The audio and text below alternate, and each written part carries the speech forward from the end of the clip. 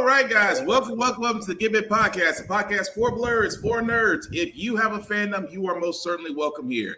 I'm host the most, Will Buchanan, aka Black Spartan. Of course, the man to my left, your right, depending on your screen is flipped, who apparently is 95% symbiote free, which means he's holding on to that 5%. What do you have for us today, sir?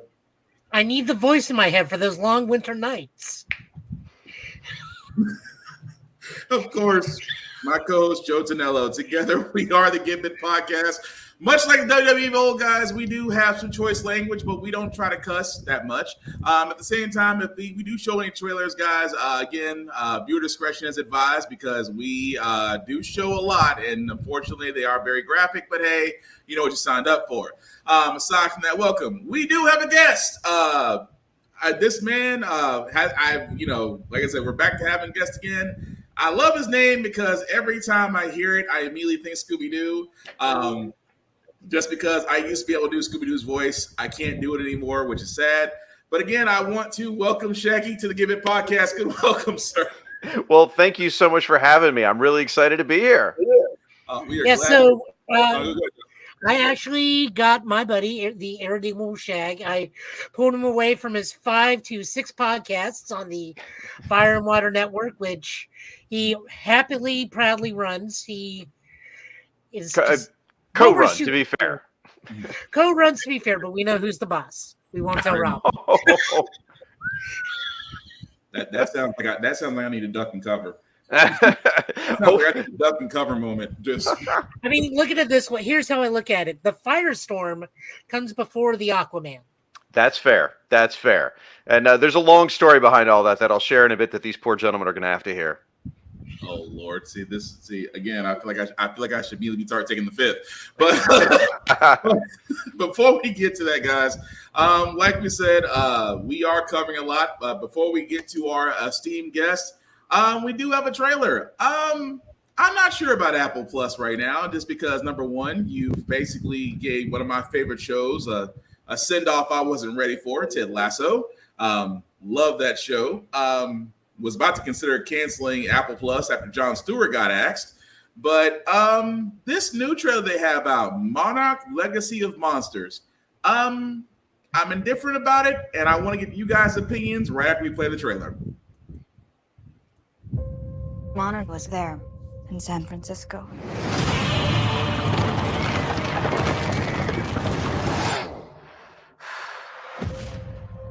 When the whole city was coming down, these guys were taking pictures, like they'd been waiting for it.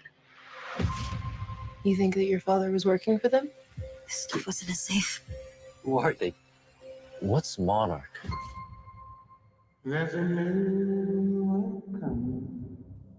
This is the world we live in. Monsters are an inescapable reality. Those files belong to us, and they are more important than you could possibly imagine. This is gonna give me nightmares. Now, you can choke down that Monarch lie. About your father disappearing. Or we can find out what really happened before it's too late.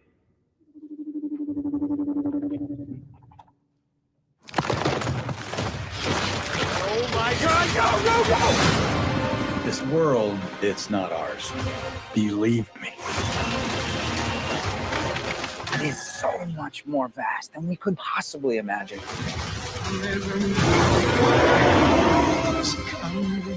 These monsters and Monarch have taken everything from me. No more.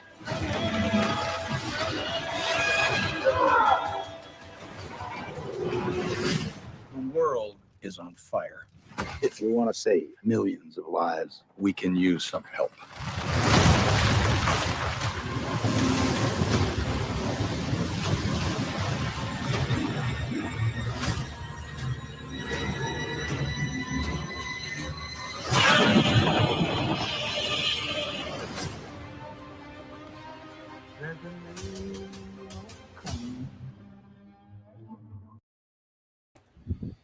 Okay, so guys, that was, as you can see there, Monarch Legacy of Monsters. That will be streaming November 17th on Apple TV Plus.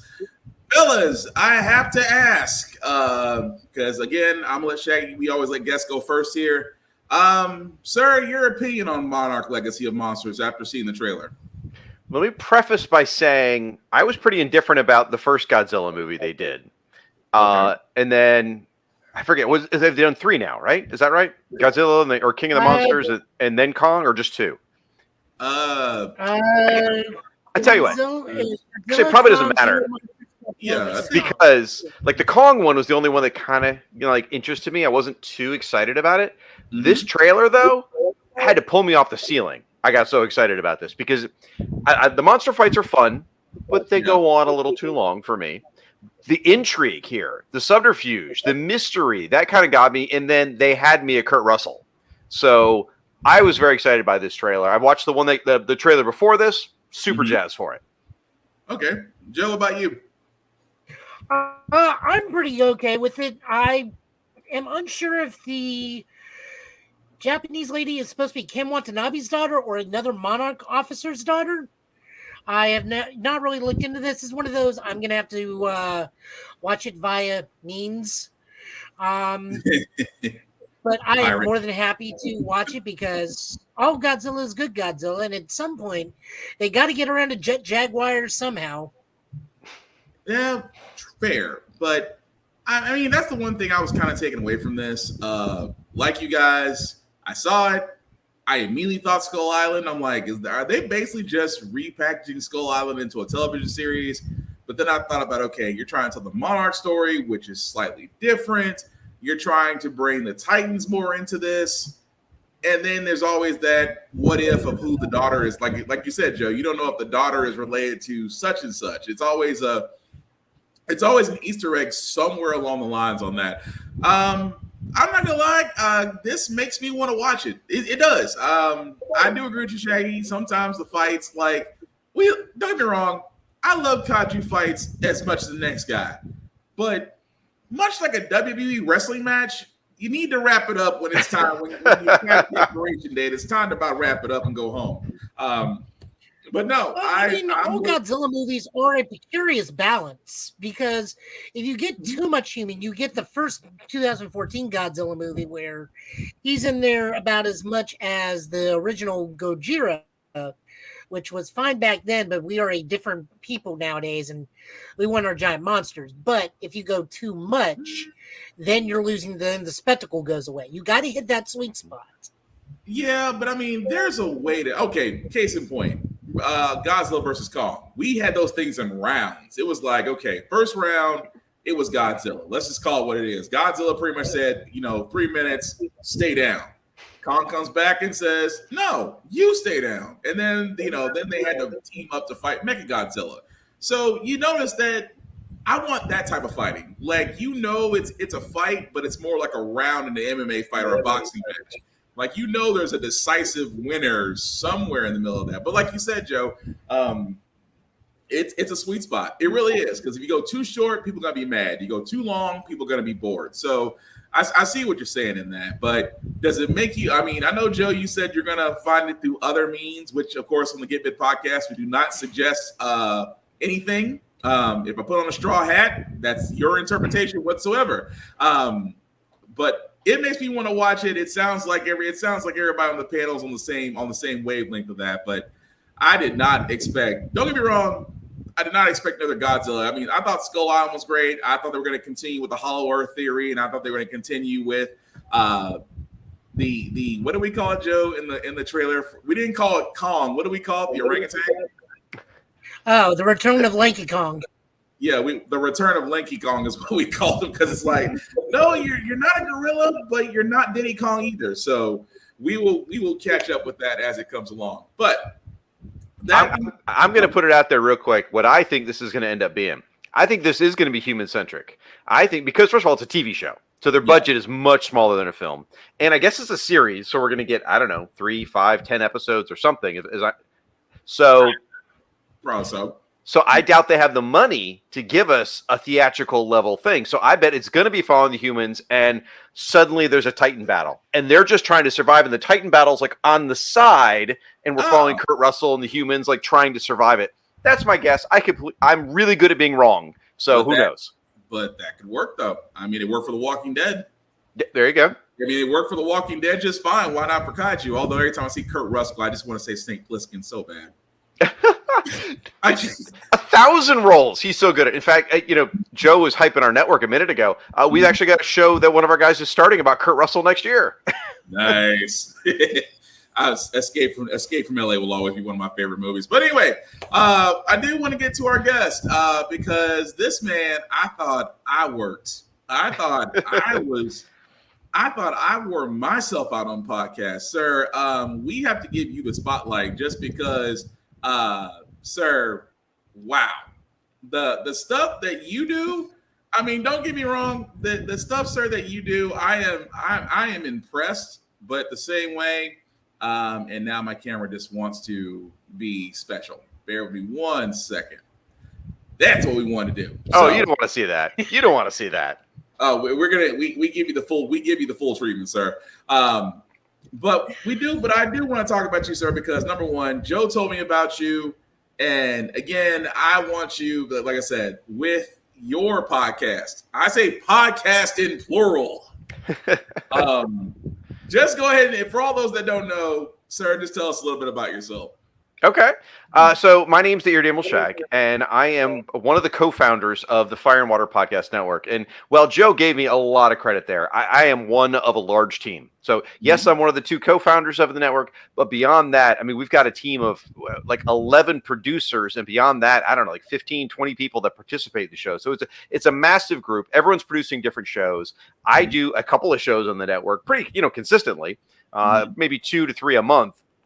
But for the most part, it's really a team effort. It really is. So you tell me, you want to ask me questions? You want to hear me monologue for 20 minutes? You tell me how you want to do this. I want to know how you got to the fire and water. That I can't even. I thought I was creative. How did you come up with that? We're expecting the full Dr. Doom, Shag. Yeah. If you do have a Dr. Doom monologue, go for it. I got to hear that. I don't have that, but I will tell you the history. It's a little circuitous. So for how I got into all this crazy world, like I've been a big comic book fan forever. In fact, I managed a comic book shop during the 1990s, during the boom and the bust of comic book era in the 90s. So I was there. I was on the ground, man. It was real. Then in the late 90s, I managed Megaplex movie theater. So I had a lot of interest that kind of similar to what you guys have in some regard. And the podcast network itself, it grew out of 2 things from that. My need to get that nerd out of me. And I started off with blogging and then some podcast guest appearances I did. I started podcasting back in 2005. Okay. And at that point, I was just a panelist on a podcast with a bunch of my old college buddies. We would just get together. We'd just throw whatever topic we wanted. It was chaos. We're all talking over on top of each other, but it was fun. We had a good time. And then I did some guest spots with a comic book podcaster named Michael Bailey. I don't know if you guys are familiar with him. He is phenomenal. Michael Bailey is a great guy. He's a good dear friend of mine. And I appeared on there a couple times, and that kind of got me the bug of wanting to do more podcasting. Then, so we got the podcasting side. Then on the other side was around 2008. I have a marketing background, and I wanted to understand what this thing called blogging was. At the time, it was still new and edgy. And I'm like, what the heck is this? So I wanted to figure it out, and I didn't want to do a business thing. So I was like, all right, I'll do a nerdy thing. So I created Once Upon a Geek, which was just a random geek topic blog. And I just, the real thing, or reason I did is I wanted to figure it out and see if I can make it successful. So I did a whole bunch of like search engine optimization and linking to other sites and stuff, and it did pretty well actually. It was kind of exciting, kind of fun. And then the next year, I decided I wanted to do something more niche. And I'm a big, I know you guys are a lot of Marvel fans, and I know Joe's got some DC in him too, but I'm a big DC guy. That's kind of where my love is. You're in great company. Okay. I'm DC first, Marvel second, so you're good. Oh, okay. All right. With all the talk about Spider-Man, I figured I was in the minority. Cool. All right. So I'm a big fan of Firestorm. Wait, I'm sorry, Joe, what you say? I keep telling Will he needs to be Mr. Terrific. Michael Holt's pretty awesome. Yeah. He's been trying to get me to cosplay. Him and several other friends have been. I'm like, look, I promise you, I will cosplay soon. It's just a 7-month-old will drain you. I love my son, but a 7-month-old will drain you. I got some good news, bad news for you. There are some of the best years of your life. I've got a 17 and a 23-year-old. They still drain you. So it's never going to end, pal. Fair warning. So, all right. So it's Firestorm, right? So, like, I don't know if you know who Firestorm is, the Nuclear Man. I'm a big fan of Firestorm, and no one in 2008, there was no one filling that niche. So I'm like, all right, I could fill that niche. So I started a blog on Firestorm, and I was posting about it all the time. I kind of became the Firestorm guy on the internet, which is nothing to brag about, but it was kind of exciting for me. Got to interview a bunch of the creators. You know, I talked with like Jerry Conway and John Ostrander and Pat Broderick and Jamal Igal, and eventually the later creators like Gail Simone, Dan Jurgens. Got to do a lot of cool interviews and stuff like that. You look. Oh, I'm sorry. Go ahead. No, I saw your face. I want to know which name jumped out at you, because I love all those people. All of them. That's always like, oh, you look at me. They're amazing folks. They're all so kind and so generous and amazing, and just the fact that they'd waste their time talking to me, or even, some of them it was just typing, you know, messages back and forth. But but they were great. So I kept up that site for about 7 years, and again, I wanted to make it. I did a whole search engine optimization. I made friends with a bunch of other bloggers and stuff like that. I started doing crossovers. I thought, all right, we're superhero stuff, right? So I'm going to do a crossover with the Aquaman blog. I'm going to do a crossover with the Martian Manhunter blog, and all these different blogs and everything. And I became friends with the guy who runs the Aquaman blog, a guy named Rob Kelly. And around 2011, he said, hey, he's thinking about doing an Aquaman podcast to go with the blog. He goes, but I don't want to do it alone. And he's like, and he'd heard me on Michael Bailey's show. That's where that earlier piece comes in. And he says, and he knew I liked Aquaman as well, and Firestorm. He's like, what if we did something like this? So we created the dumbest idea for a podcast ever, which was Aquaman and Firestorm. So why on earth? Now, keep in mind, this is before Aquaman was $1 billion property. So, I mean, you say it's dumb, but I'm like, you can't help but the allure of just those two names put together. It's like, I'm intrigued. It's a lot of driving by an accident and sort of looking and going, what is that? That kind of, that's the intrigue level. So we did that, and we called it Aquaman, and we played around with the name forever. Like, okay, Aquaman and Firestorm, what are we going to call it? Aquaman, water, Firestorm, fire. That's where the name Fire and Water came from. So it was called Aquaman and Firestorm, the Fire and Water podcast. And I'll be honest, we just got lucky. That's all it really boils down to. We had really good chemistry. We had this very fake confrontational nature where we'd play and argue and all this stuff. And we seemed to click really well. And we did, again, through luck, we really engaged with our listeners. They really connected with us. And so we started adding other topics like Who's Who. Who's Who is one of our favorite books of all time. So we went through that comic issue by issue, page by page. And that is what really built our audience. That's when we connected with thousands of people. It was all because of Who's Who. Nice. So we extrapolated from there. 2016, we gathered some of our fellow podcasters that we were friends with, knew we could collaborate with, and that's when we launched the network. So now the network's been going since 2016. As I said, we got a bunch of creators. We've got tons and tons and tons of shows out there. My personal projects. Oh, go ahead. What were we going to say there, Will? Oh no, I'm listening.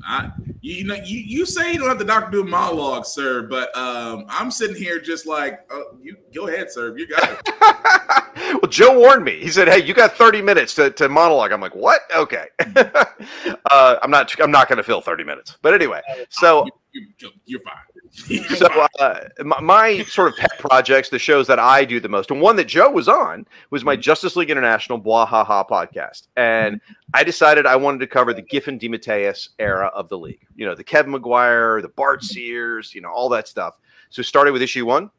Once a month we'd do an episode covering an issue every month. Been going through it. Been doing it 7.5 years now. Almost done. Finishing it up next summer. It's going to be the end of this long journey. And again, had opportunity to interview all kinds of awesome creators like J.M. DeMatteis has been on the show, Bart Sears, Joe Phillips, Dan Jurgens, Jerry Conway, amazing people. And if nothing else, out of everything I've done with podcasting, it's given me a chance to leverage and get to talk to amazing people. And Joe. So Joe didn't even realize that was a dick. In my life, and Joe. And Joe. And Joe. I was like, just damn. So that's a show I've been doing 7.5 years. Also, I do a show called Once Upon a Geek, which I kind of took the idea from my blog, and I do it as a podcast now. And it's really whatever I want to talk about. In fact, just a couple weeks ago, did an episode on Ted Lasso. Absolutely love that show, Will. It moved me. Absolutely moved me. I fully agree. That show, that actually got me watching Apple TV. I'm not going to lie. I didn't find out about the problem with Jon Stewart until after Ted Lasso, but everybody kept saying, oh, you need to watch Ted Lasso. It's like, Jason Sudeikis, I'll watch him all day. And I was like, wait a minute. The first episode, and I found myself, and this is how bad it was. I didn't watch Ted Lasso till I think it was in its season 2. So season 1, I just sat there one night. And I'm like, I'll watch it. 4 hours later, I am catching up with the rest of season 2. Same exact thing. Like 11 o'clock at night. I got one of those free trials specifically to try Ted Lasso. And I'm like, I'll watch one episode. Who cares, right? Yeah, 3 a.m. I then go to bed after binging almost all of season 1. I'm like, oh my gosh, that was amazing. That's the one. And that was the one of one of the between that C and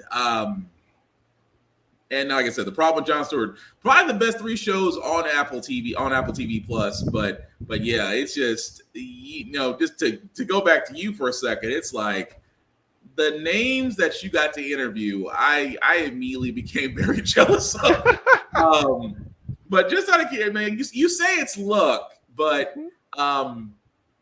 if you had to, and I don't mean to put you on the spot here, but if you had to say your crowning jewel, if you will, I never thought I would get to do this or interview this person or get to do this person.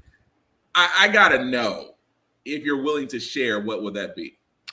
So for me, it's that name, my first name I rattle off. It's Jerry Conway, because like those old Justice League issues and Firestorm are just in my DNA. Like I've interviewed Jerry, I think it's 7 times now, and that's the joy of it. Like when he and I when and I'm not pretending he's my friend. I don't want anyone to think I'm misrepresenting here. I mean, he's a creator. I'm a nerd fan. That's it. But when we talk off the air, we have great conversations. He's so nice. He's so kind. We've talked about kids and family. He is just a wonderful guy. I mean, here, this shirt I'm wearing tonight is an old Justice League cover, Crisis on Earth Prime that he wrote. So that would be the joy for me, is being able to pick the brain of someone that just had such an impact on my comic book DNA. I mean, Spider-Man, Justice League, Punisher, Power Girl. Oh my gosh. Yeah. And the fact you got to interview him more, that's the thing. It's like, we all have those, moments where, it's like that person you never thought you'd get to do, or that thing you never got to do, the thing you never thought you would get to do, and things of that nature. Overall, that's just pretty. That's pretty effing cool. Not to mention that you get to interview him more than once, and each have rapport with him.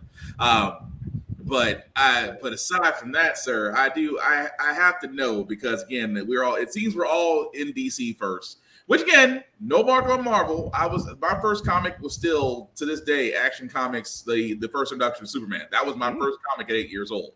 So I've always been a DC fan.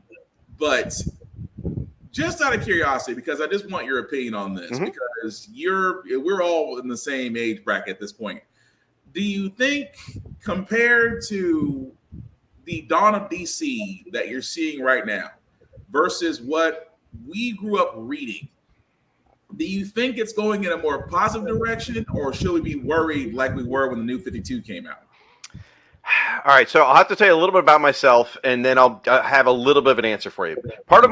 I don't read a lot of new comics because they don't bring me a lot of joy. Okay. So I still read a lot of comics. I read a ton of old comics all the time. And I'm a full-on DC Ultra Infinite, Ultra Humanite, whatever subscriber. I'm all in on that. But I only dip my toe in every so often to read the newer stuff. So I've only read a little bit of the dawn of DC, and I mean a little bit. I was excited by Rebirth. Remember back in 2016, I feel like that was the right path. So I see DC does this thing over and over and over. It's a rinse repeat. It's they go shiny, everything's new, everything's great, everything's fresh. Oh, let's go dark.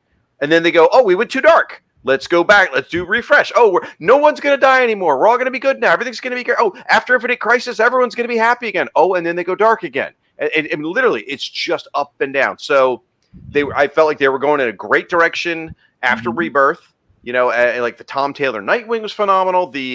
Oh gosh, I'm going to get his name wrong. Is it Jeremy McAdams, the guy who did Flash? Oh gosh, Jeremy Adams. Okay. Yeah, the Flash was fantastic. All these great books, and then they're like, "Oh, we're going dark again with Dark Terror or whatever." You know, it's like, "Oh, easy, don't you learn?" Me and Joe had a thing about that. Go ahead, Joe. You can repeat what you said. Wait, you expect me to remember something I said 2 years ago? No. No, the Tom Taylor Nightwing has been nothing short of a joy and, quite frankly, very groundbreaking in a lot of ways. I cannot express that one enough. The moment we got out of Joshua Williams' Flash, which is Barry, and I love Barry, but that Flash has been nonstop good, pardon the pun. But when they leave poor Mr. Terrific to be Linda's beaten stick, that just made the book even better. I mean, you have the third smartest man in the DC universe getting just like, please don't hit me, Linda. We've lost Wally. It's called being self-aware.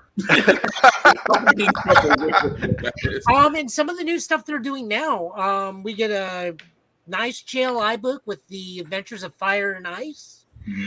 Blue Beetle's making a comeback. God rest Keith Giffen. I'm glad that this is going. I love the fact that how we got to learn of his untimely passing was they're not getting me to come to New York Comic Con now. That tweet was just, or Facebook message, whatever, was just like, I had to read it like 3 times. I'm like, wait a minute, did he not die? Is this a prank? What's going on? The timing of that, just like I told him I was sick. I wasn't going to go. What a Giffen move! It really is. And then Superman has been nothing short of a joy. Green Lantern is still half good. That half only being the Jon Stewart, because we all know how petty I can get with Hal Jordan. We know. We know. Go ahead, say his name. I already said Hal Jordan. I thought you were really gonna go the man who shall not be named. I thought you were gonna say that for a second. Voldemort's got nothing to do with this. For the record, Hal Jordan is the worst. I was more of a Kyle Rayner fan until Jon Stewart came along. So that was just me. Well, that was me. I never could get Hal, except that when Nathan Fillion kind of teased the whole thing about him playing, I'm like, okay, you're more Hal than Kyle. You're more Hal than Kyle. I can see that. But aside from that, it's always been Kyle for me, and then eventually Jon Stewart when I got to read his comic.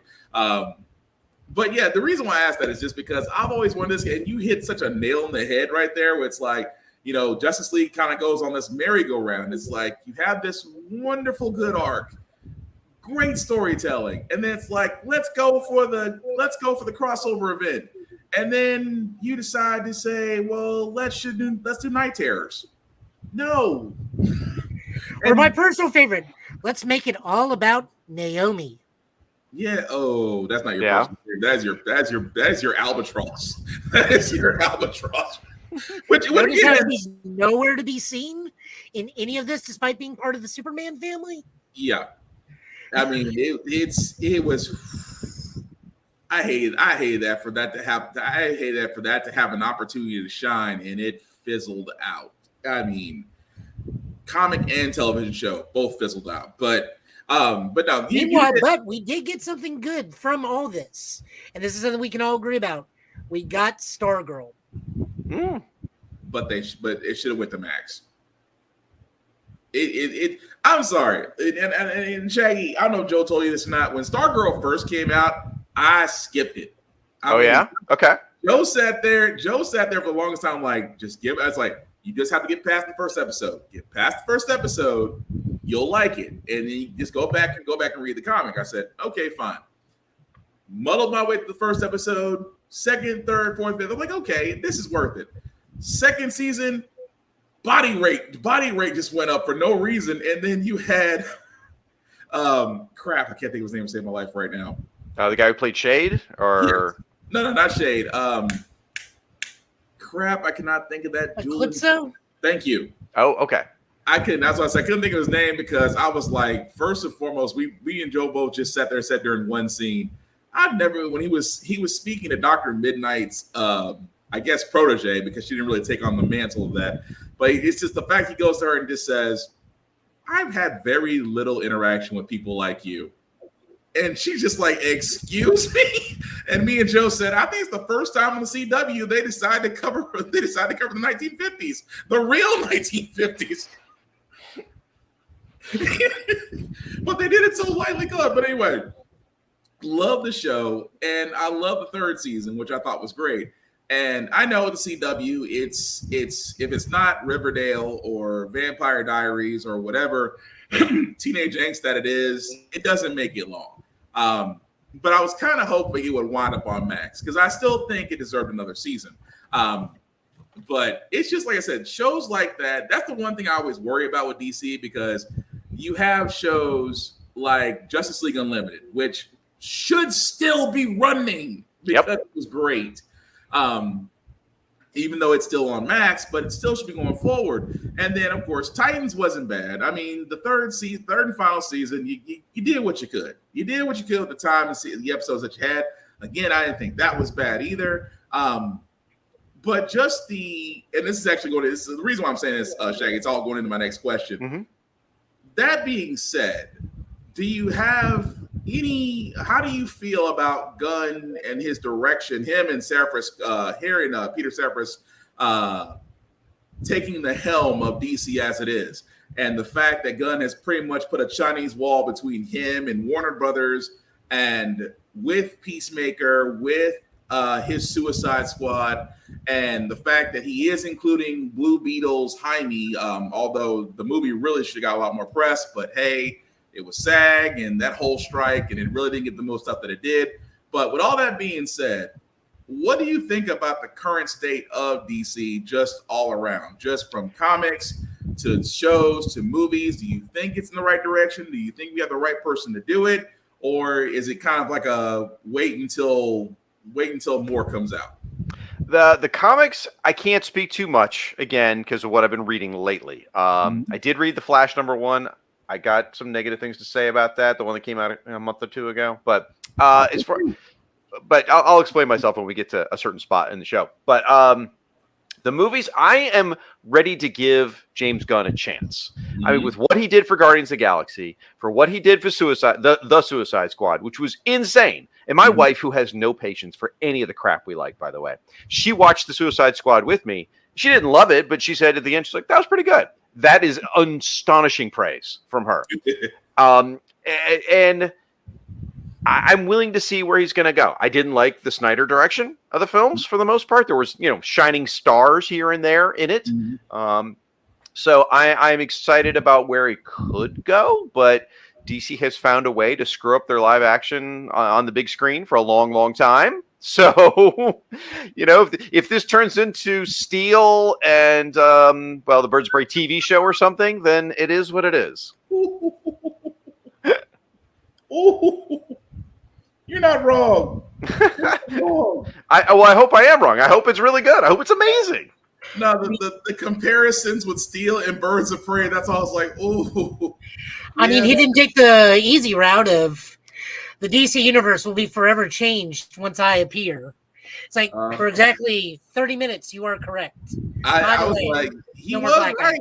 Yeah, I mean, The Rock was right. The hierarchy did change because Black Adam came and gone just that quickly. There was a shift. But, Black Adam itself, that, like I said before, it's a whole nother thing of direction and story. And that's the one thing. It's like, I keep saying this, that there's nothing wrong with DC taking the same route Marvel did. There's nothing wrong because Marvel did actually take their time in creating a cinematic universe. DC could have done the same thing in 10 years. And even more, DC could have really told a more detailed story than Marvel did. Marvel was literally following a point A to point B formula. Like how do we basically get to the Infinity Stone saga through 22 movies? Whereas DC could literally tell the entire Silver Age to modern age without actually having a major crossover event. And you could do that easily and still be successful. But again, I'm the same way. I trust in Gunn. Gunn to me has proven how good of a director is, because if Marvel cuts you, and then you go to and DC welcomes you with open arms, and then Marvel / Disney comes back and says, you know what, we may have acted a little too harshly. I mean, it's tweets. You've apologized for them, and want you to come back, and then you give us a tearjerker of a Volume 3. Which to this day I can't listen to Radiohead without tearing up now. I can't listen to Radiohead now. But that's what makes me think I can trust Gunn. That okay, especially what he's doing, Creature Commandos again, and I love the fact that he's not. How can I put it so nicely? He's not going for the easy fruit. Like, don't get me wrong, I'm a Batman fan. I love Batman. Do I think we need more Batman movies? No, I don't think we do. I'm a Superman fan. Do we need more Superman movies? No, but you need to figure out how to get Henry Cavill back, in my opinion, if that's what you want to go, if that's what you want to do. Same with Wonder Woman. Wonder Woman needs to owe us another movie after 84 for various reasons. But he didn't go for the low-hanging fruit. He decided to go for the ones that people never heard of, or it sparks that memory for a lot of us. It's like, oh, you're going that route. And I love that, especially with the fact that he's already turned around and said, you know what, I'm starting with Blue Beetle, which again is, in my opinion, one of very few DC heroes that really should be getting more shine.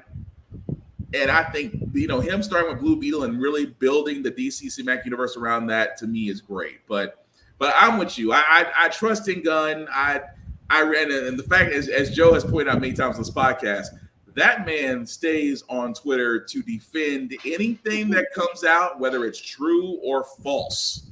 That man is. I thought that man had a group of people. That's him. Now, we've all known folks that have been on social media and the phones never left their hands.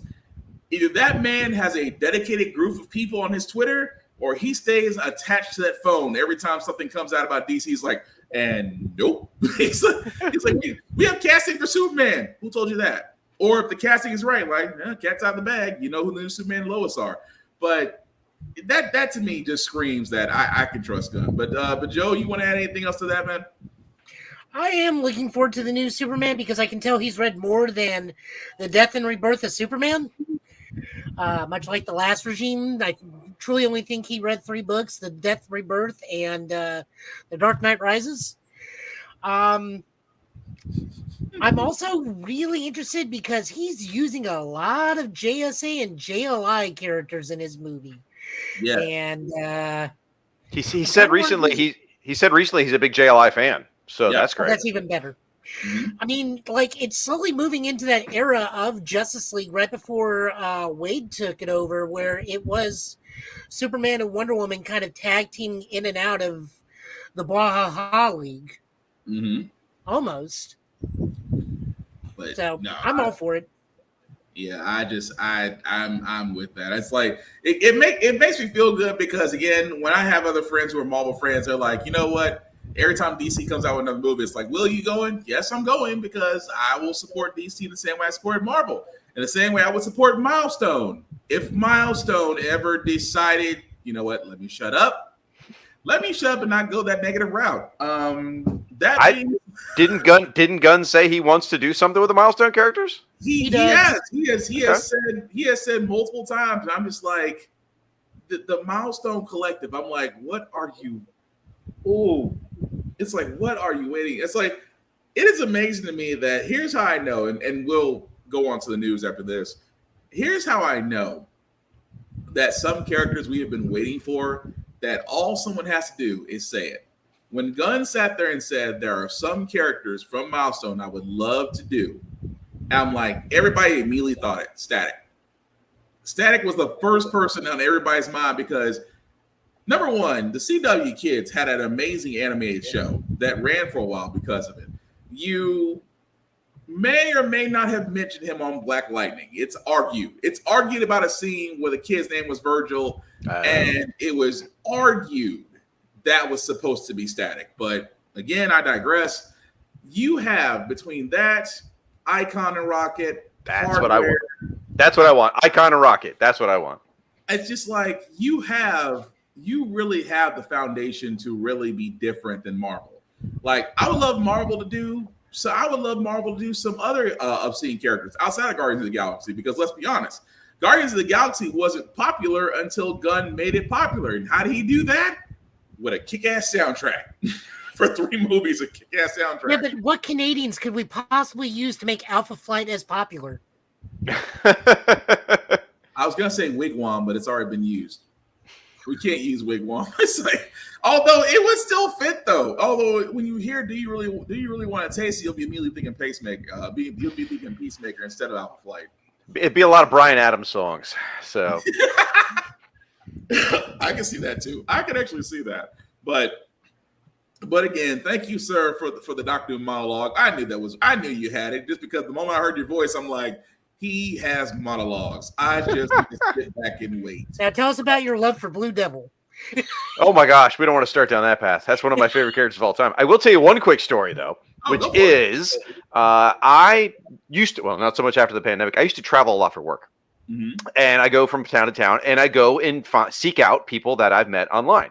And one time I went to a certain town in Tennessee, and I reached out to a particular cosplaying nerd while I was there, and we had dinner. What's that? I said hello there. Hello.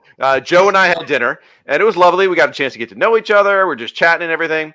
And then he goes, hey, listening to your podcast, I noticed that I think you're from North Florida, right? And I'm like, yeah, I'm from Florida. That's right. And then he just randomly mentions the middle school he went to, which is exactly the school my daughter was attending at that moment.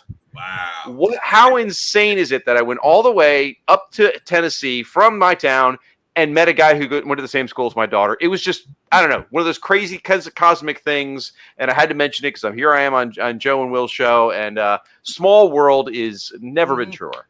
Man, you are not kidding there.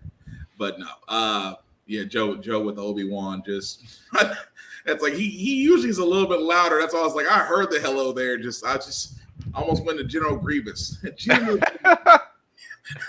But no, let me shut up. But thank you, sir, for the monologue. But yes, we do have some news again, guys. New York Comic Con has came and gone. Fellas, I gotta ask before we get into this. Do we feel like cons again? Because with the writers guild reaching their deal, unfortunately unfortunately SAG is still going through their ordeals.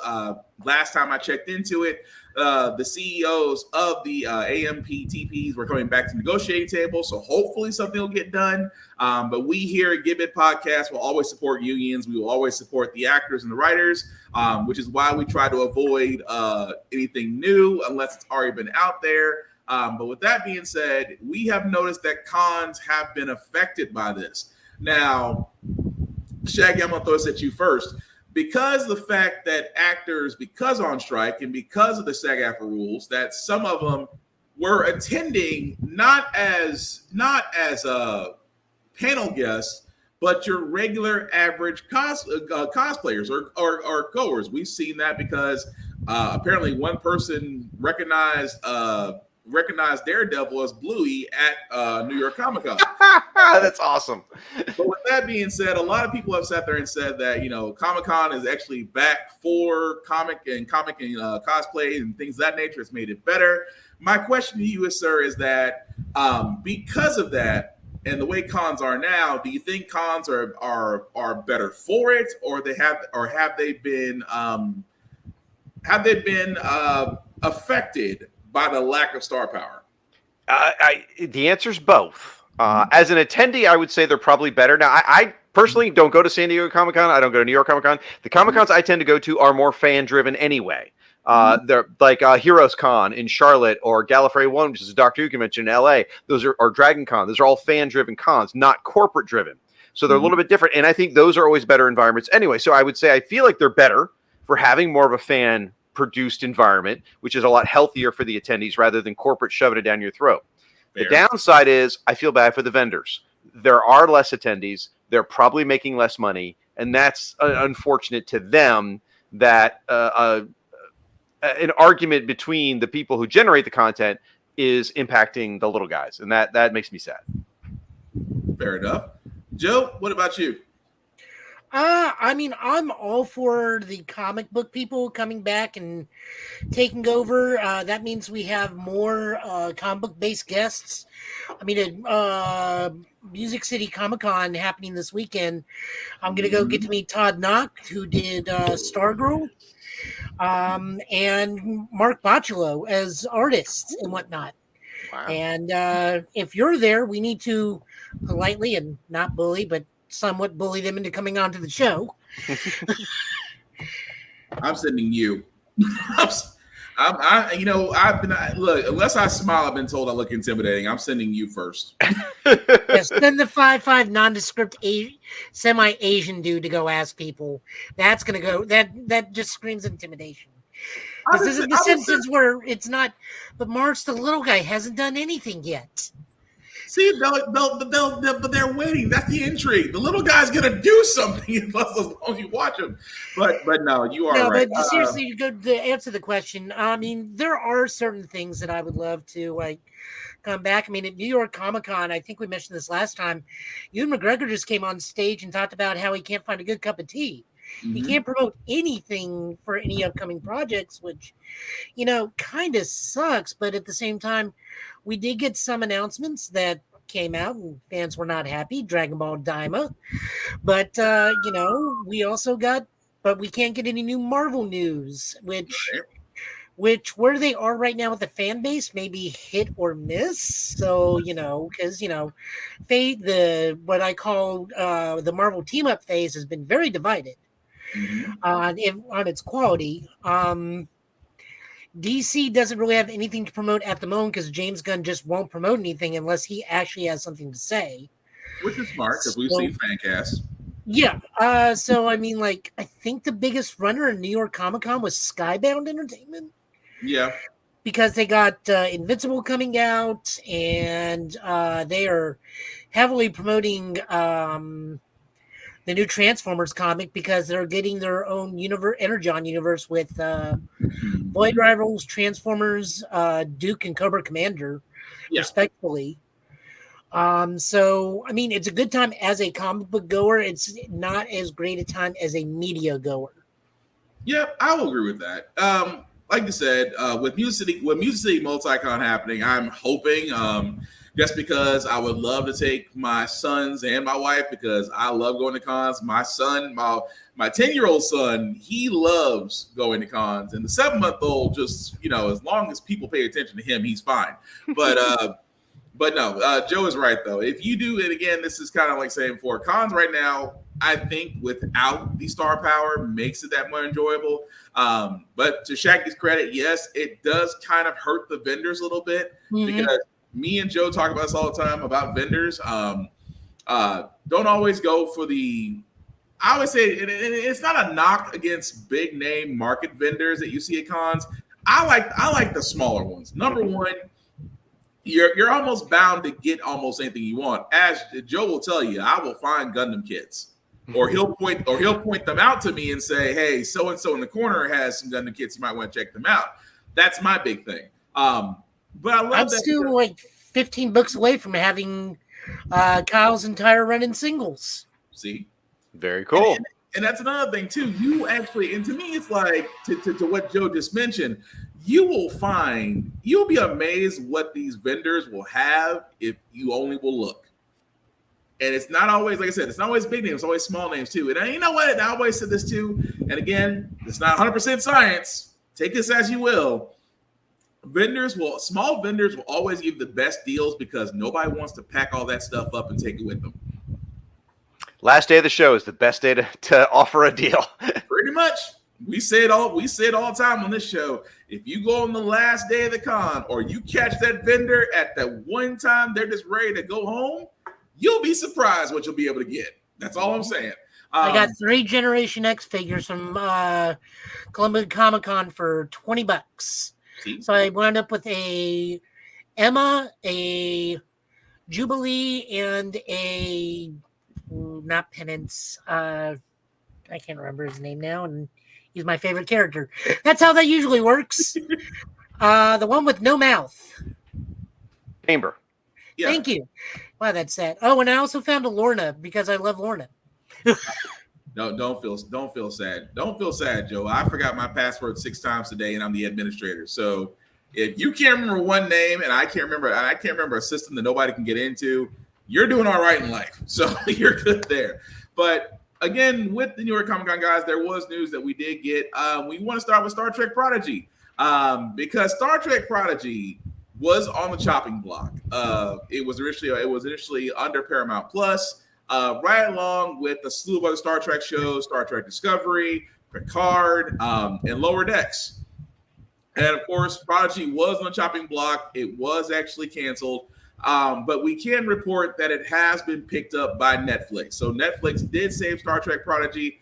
Again, if you don't know what Star Trek Prodigy is, it's more of a show direct to a younger generation with Captain Catherine Janeway from Star Trek Voyager. That's actually a star on the series. Also, Star Trek Voyager, if you haven't seen it, would recommend it. Well, actually, I recommend every Star Trek series. There's not a bad one among the bunch, honestly.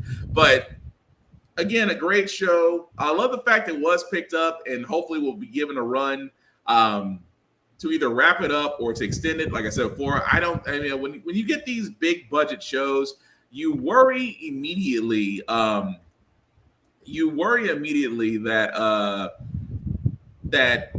is it because of the budget, or do you think that because we're such in a ratings area that they turn around and they say, well, if it's not hitting this certain demographic, we have to cut it, despite continued success? So Shaggy, I'll start with you.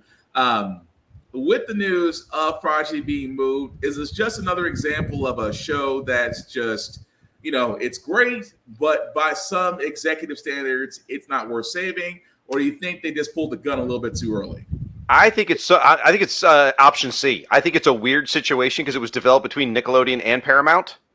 And so the fact that they didn't just stop it, they pulled it entirely from Paramount Plus tells me there's something weird there with the rights. So, and season 2 was done. They had already finished it, except for some post-production when they pulled the plug, which makes no sense. So I'm just glad it's on Netflix because I think the show is phenomenal. I went into it with zero expectations, and it's not my favorite Star Trek, but it's up there. I love it. I actually cheer during the opening credits. I love it so much.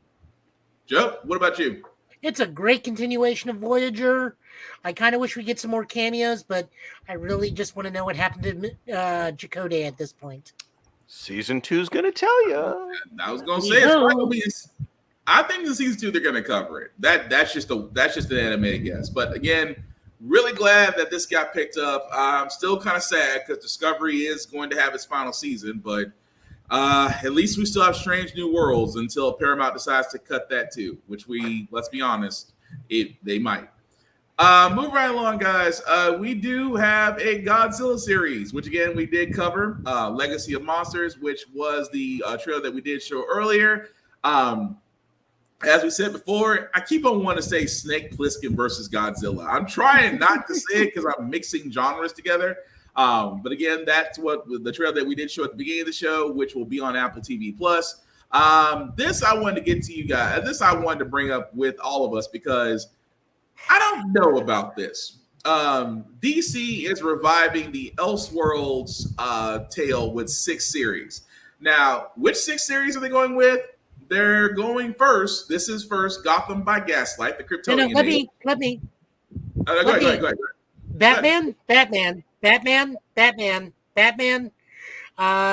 Something with Batman, but also vampires. I want a Green Lantern. I wish I could make that up. He's not kidding. Gotham by Gaslight, the Kryptonian Age, Batman the Barbarian, Dark Knights of Steel, All Winter. Now, hold on. To be fair, that one is Deathstroke. Even though it's spinning out of a Batman crossover, yes. that one's Deathstroke. That's fair. Yes, but Batman's the kingdom that Deathstroke the Viking is invading. Fair. Very much.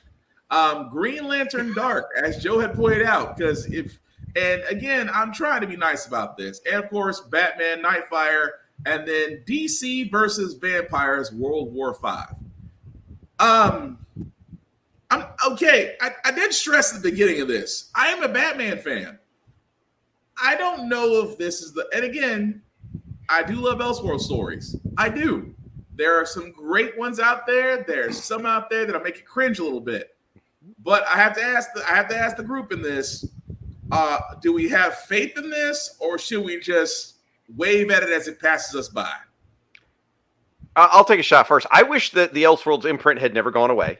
And I don't think it needs a big production like this to release it again. It's the name Elseworlds is not marketable. It's what you tell the story of. DC versus vampires, that's what you're selling, not the term Elseworld. So I think it's sort of silly that it went away, and I think it's kind of weird that they're trying to rebrand it as a big deal again. Just tell good stories and say they take place in an alternate universe. They never stopped telling alternate tales. They just took the Elseworlds label off it. So yeah, it's way too Batman heavy. Way too bad. And out of all these, the only two that has any interest for me is Gotham by Gaslight, because I was there when the first one came out. So I'm a sucker for nostalgia. And that's who they're after, is my money. And then Green Lantern Dark looks pretty good too. Joe, what about you? It's a necessity to move the imprint to make it Batman centric. There's just no other way around it. It's too. I never thought I'd say this. It's really too much Batman. I never thought in my 40 years on this earth I would ever say that. It's too much Batman. I get the fact, like Shaggy said, I get the fact it's Elseworlds. You don't have to make Elseworlds the moniker. Elseworlds just pretty much tells us, yes, this is your version of What If. We are completely okay with that. Stick with the title. If you just sat there and said, like Shaggy said, if you sat there and said DC versus vampires, World War V, and then somewhere in the imprint, an Elseworld story, I would read it more. I really would. At this point, most of their Elseworlds are just written by either Tom King or Tom Taylor. True. The Toms are the kings of the Elseworlds at this point over at DC. No, very much true. But that's why I said I'm a little bit worried because, and I know Shaggy, you being from a marketing background, does it make you cringe when you see stuff like this? If a client comes to you and says, this is what we want to do, we think this is the right path. You being the advisor, does it make you cringe and go, at least you tried, or it's like, let's try going a different direction? Actually, what I think is, okay, someone crunched the numbers and said Batman's the only thing selling for us right now, which is actually the more scary thing for me. Yes, they should have gone to a deeper creative pool, but their numbers are telling them that they can't sell Flash Elseworlds or something, that they can only sell Batman books, and that is terrifying for me as a DC fan. Fair enough, because again, there are other heroes, but I feel like I'm going to sound like a broken record when I say this. But did want to cover this as well because we do have some comic author news as well. This was not on my bingo card of 2023. That not only are we going to get another John Constantine Hellblazer run, and forgive me if I destroy the name, sir. I don't mean to. Cy Spurrier. Thank you. Cy Spurrier and Aaron Campbell will be handling the run for John Constantine Hellblazer, which, again, this was canceled in 2020 for reasons beyond my comprehension. Because the run in 2020, and I don't mean to be yelling, the run in 2020 was great, and yet it was canceled. Now they're actually going to be bringing it back in January 2024 under the DC Black Label. I am all for this because I am a Hellblazer fan. Drinks with Friends is still one of my favorite story arcs. And I just, to me, I always be that person like, why do you keep running it, but you cancel it? Give it a steady stream and just let the writer do his thing. That's my thing. But Joe, Shaggy, your thoughts on this? Go ahead, Jack. I will just say I didn't read the original run by Cy Spurrier and Aaron Campbell on this, but I love Hellblazer back from the Garth Ennis days. I was a big fan for that. That was a great example of just letting a writer run and go and do years of a long-form story. That was great. I liked Cy Spurrier's Black Knight miniseries he did at Curse of Ebony Blade. I thought that was very good. Mm-hmm. So it's encouraging. Now, here's where I could round back to where I read Flash recently. I read Flash #1 by Cy Spurrier. Mm-hmm. I didn't feel like he was the right guy for that book. I feel like we didn't have Wally for 15 years or something. Once Barry came back, we finally get Wally, and then you go a dark direction with Cy Spurrier. that just didn't feel like two Lego pieces that fit together to me. Maybe he'll So, prove me wrong. I only read one issue, but so I he's read my issue Constantine. 2. Okay.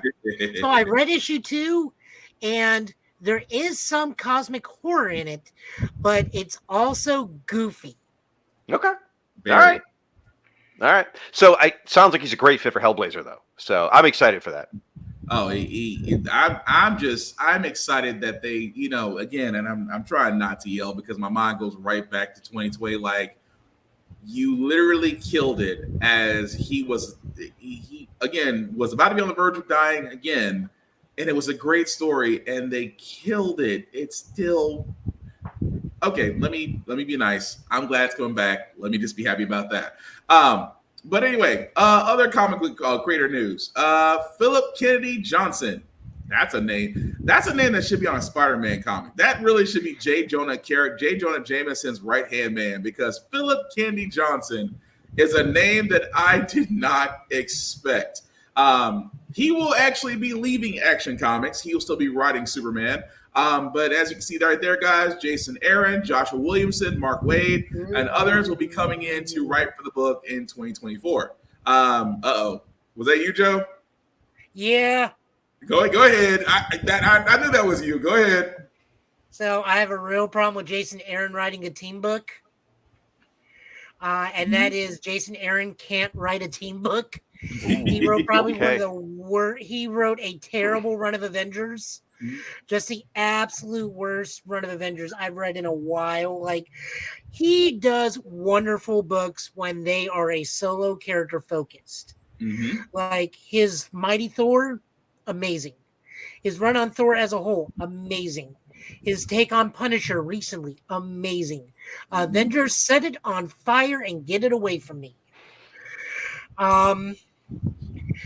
I really worry because Action Comics is about the Superman family. So we are dealing with John, John, Connor, the twins, Kara, Superman, Lois, just the entirety of the Superman family. And Jason Aaron coming to that book terrifies me because I've seen his work on team books and I do not like it. Now, I do know that Mark Waid and Josh Williamson will be switching out between story arcs. Josh Williamson is now handling Superman proper. He's got a great voice. Mark Waid, I don't know what his Superman is like. I don't know if he's ever written. Has he written Superman? Mark Waid? He did Birthright, which was supposed to be the reinvention of Superman's origin that was in place for about 15 minutes. So. Oh, okay. Okay. So maybe it's... Wait, isn't Birthright what James Gunn is basing Legacy off of? I think he's also leaning on the Authority, but we'll see what happens. So, I don't know too much about Waid outside of how he handles Superman in Justice League. But that was also when Superman was zippy and blue and kind of freakazoidish. I like Electric Superman. Shut up. No, I love Electric Superman. That's why they gave John and his son the Electric Superman powers for also 15 minutes. That's just where my standing on it is. I also wonder if Philip Kennedy Johnson's like, yeah, I'm gonna write Superman. They can't stop me. That's the same way they stopped. I want to say it was Tim Seeley who was writing before they took it and gave it to Bendis, and Bendis ruined everything. That is a good question. I can't say it 100% certain that's right. I don't know if that's right or not. I know they took it away and it was great, and then Bendis ruined everything. So I just hope that doesn't happen again with Jason Aaron on Action Comics. In preparation for the show, I dug out my tablet, got on DC Infinite, and I read the most recent issue on there with Action Comics by Philip Kennedy Johnson. It was the Blue Earth story with that terrorist group, and it was damn good. It was. I'm sorry, forget my language. It was really. You're good. Oh, I'll drop a couple F-bombs then. No, seriously, you're fine. Go for it. But it was really good. So when I saw that he's leaving, I'm like, oh, that kind of bummed me out because I really enjoyed that. Now, Joshua Williams on Superman, I read one of those too, the Change story, and that was a really great one too. So I'm like, okay, Superman's in a good place right now, and maybe they shouldn't mess with the formula. I don't know. I'm with Joe because I'm just like, I don't know if it's, The I jury's think still we out. looked at like 3 Avengers books purely for like tie-in reasons. Yes. I think maybe for for AXE, Yeah. and they were not that great either, and they were tie-in books. Yeah, we kind of glided through those, and I mean, like from in and gave the artist credit and said, "Yeah, you may not want to read it," but that's pretty much how we left it. But the jury's It's still very out. pretty to look at, but do not look at the words. I mean, it's not like the Spider-Man run was Zeb Wells. Ooh, that's true. Oh, by the way, it's bad again. Huh? By the way, it's bad again. That's going. But to my credit, I am absolutely correct of what's going to happen in Dark X-Men.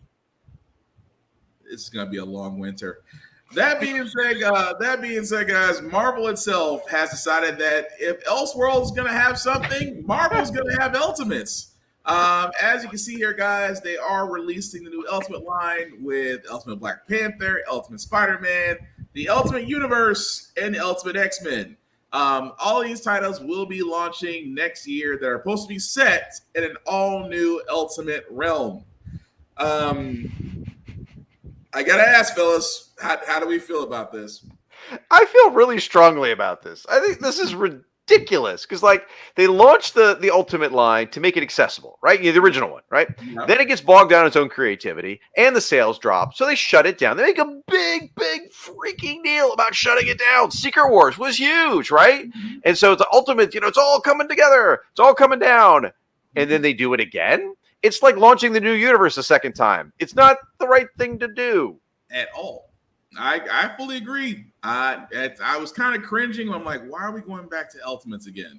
And I don't get a Blue Marvel storyline. But Joe, I'm kind of right there with Shag. I mean, let's be honest. The only thing the Ultimate Universe gave us that was long lasting, and probably the highest thing was Ultimate Spider-Man. And I do mean Ultimate Spider-Man was the best book they had. Then very distantly followed by Ultimate X-Men. I'm not even going into the Ultimates. God help me on that one.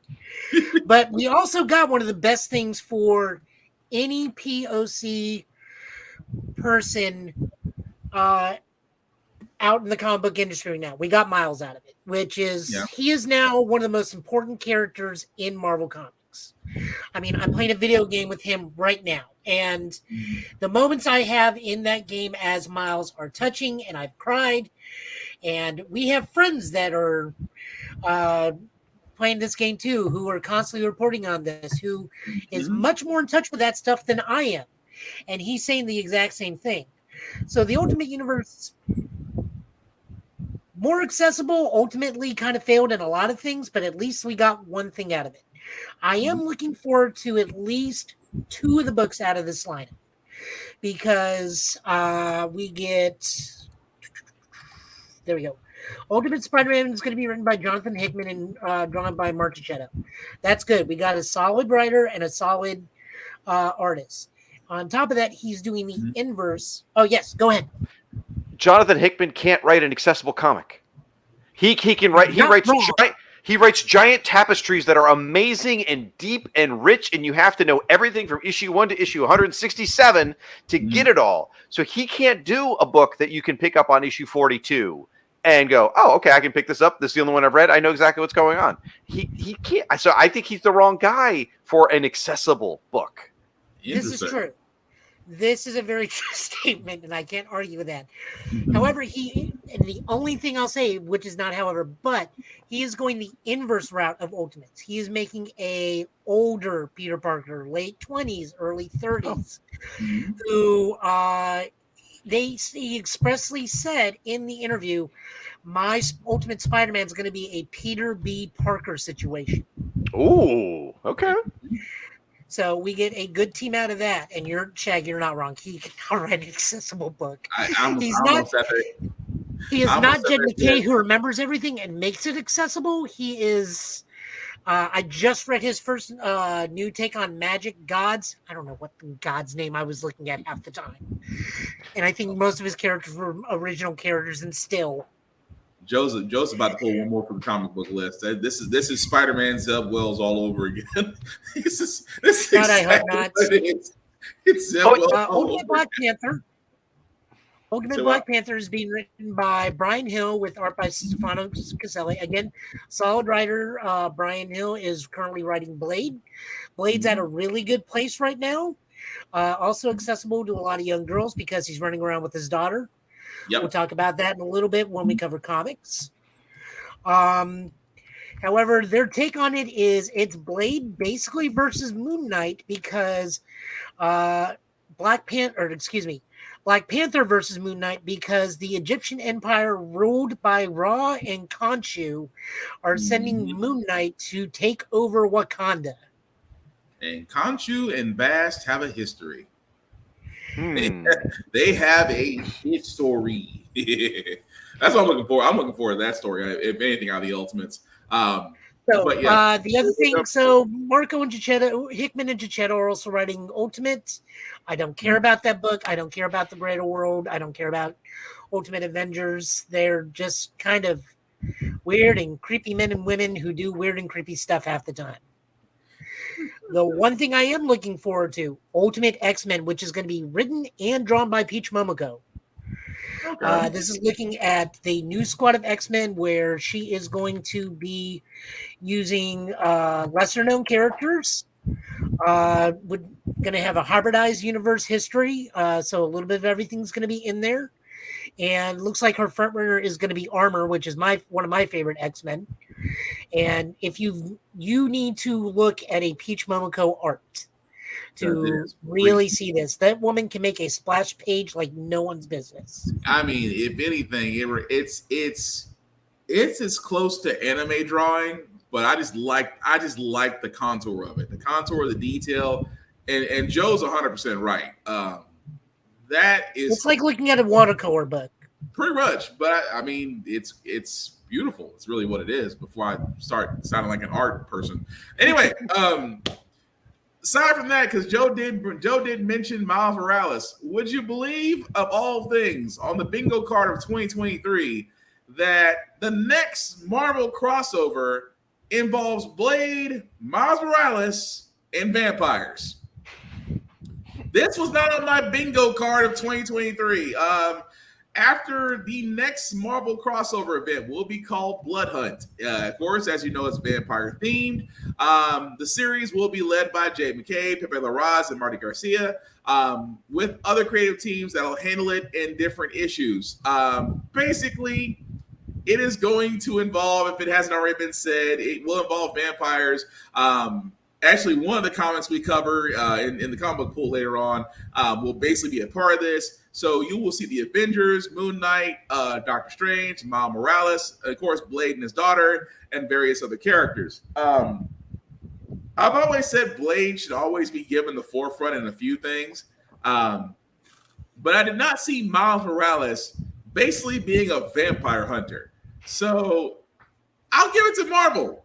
I will give you a 9 for creativity because I'm glad it's not zombies. My whole thing was, I was like, please don't let it be zombies. Please don't let it be something that we already have seen. It's been done. It's been knocked into the ground. Give us something different. It's getting a new book this week. Yeah. Marvel Zombies, Red, White, and Blood. It's like, I'm sorry. I'm a big fan of George A. Romero. I am a big fan of Marvel Zombies. To me, I am just zombied out, which makes me glad that, okay, it's vampires, but you're taking a different turn about it. You're introducing Miles Morales, who I always said should always have a bigger standpoint in the Marvel Universe. I also believe that, having someone different to kind of be the mentor leader was needed, which I think Blade is perfect. And the fact that Blade has a daughter, and I don't mean to go too far into it because it goes into one of our comics we're reviewing, but I love the direction they took with him in that. So again, guys, knowing this, and this is the next crossover event after Fall of X going into Blood Hunt, how do we feel about Marvel's next venture? Joe, you want to go first? I'm looking forward to it because the vampires have been very consistent all throughout Marvel as of late. They have been dealing with the X-Men via the Exterminators and just in general. they are a very consistent theme in Moon Knight because Moon Knight's secretary is a newly turned vampire, and he's been dealing with vampires almost consistently throughout his book, either in montage panels or directly. Blade has just been killing it as of late. I've been reading it. We haven't really recommended it, but that's just because other books like need to go forward, or we need to sit there and warn people don't read Cyborg. Oh, he cannot catch a break. No, the writing's great. It's the artwork that kills the book this time. Thank you. I'm sorry. Joe has to speak on Cyborg because I get annoyed. And Miles is still a consistently good book. I believe Miles is now under Cody Ziglar because Saladin Ahmed is doing Daredevil right now. Yes. It's just been fun. Now, we are getting a little weird with Miles' electric powers. They took a note out of the Flash's CW, and now he can make electro venom swords when he needs to, which is sure. Yeah, because lightsabers get you sued. Remember when Spider-Man could throw like darts and stuff? That everyone just kind of pretended that never happened. I'm thinking that'll happen with that sword eventually. Probably. Now, what do we got against Ben Reilly with his stinger darts? No, I'm not talking about Ben Reilly. I'm talking about when Peter went through the other story and he came out with where he had like the bone spikes. Yeah, that see, like, everyone forgot about that, so we can forget about stinger swords. Sure, why not? But we need this. But we need the venom swords to hunt vampires.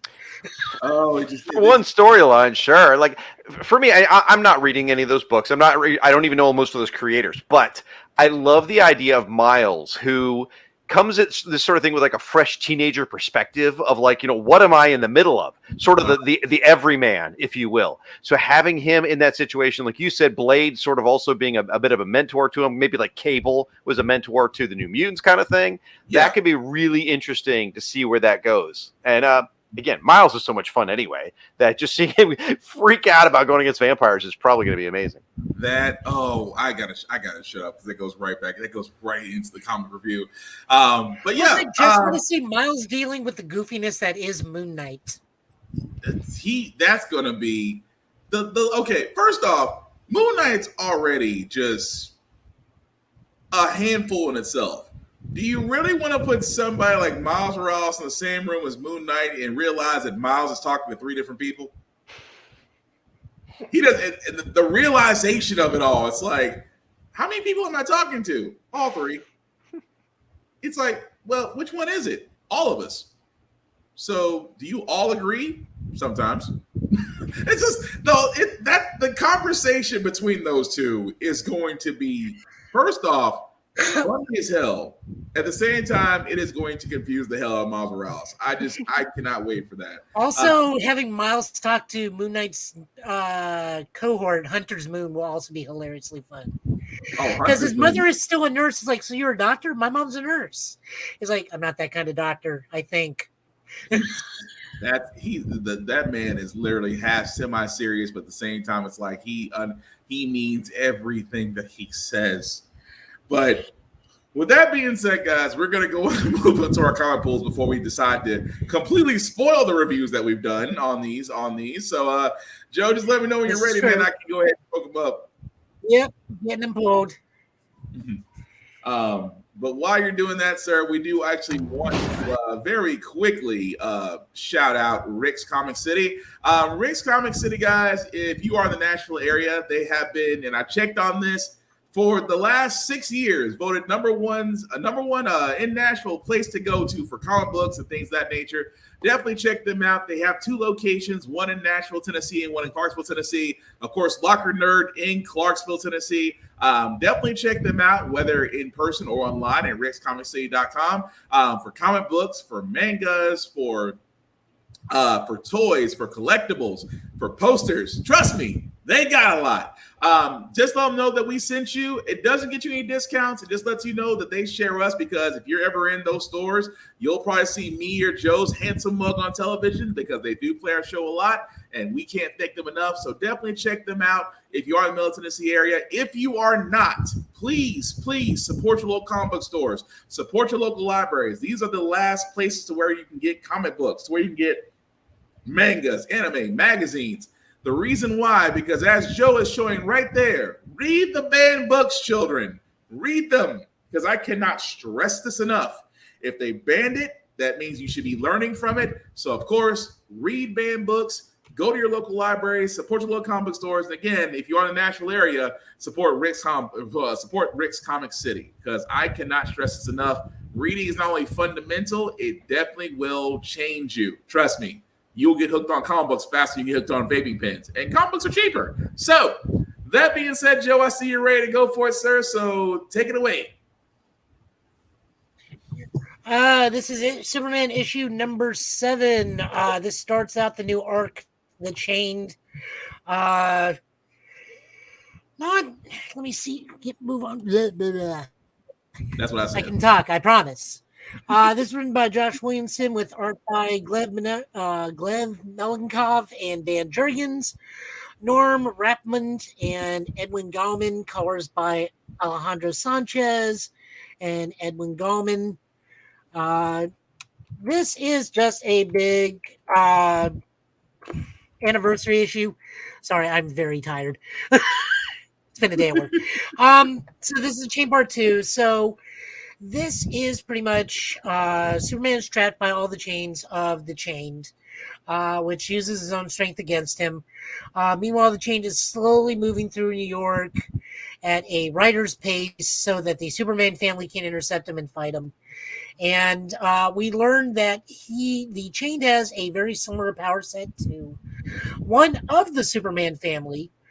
Meanwhile, Lex Luthor is slowly recovering from an attempted prison assassination.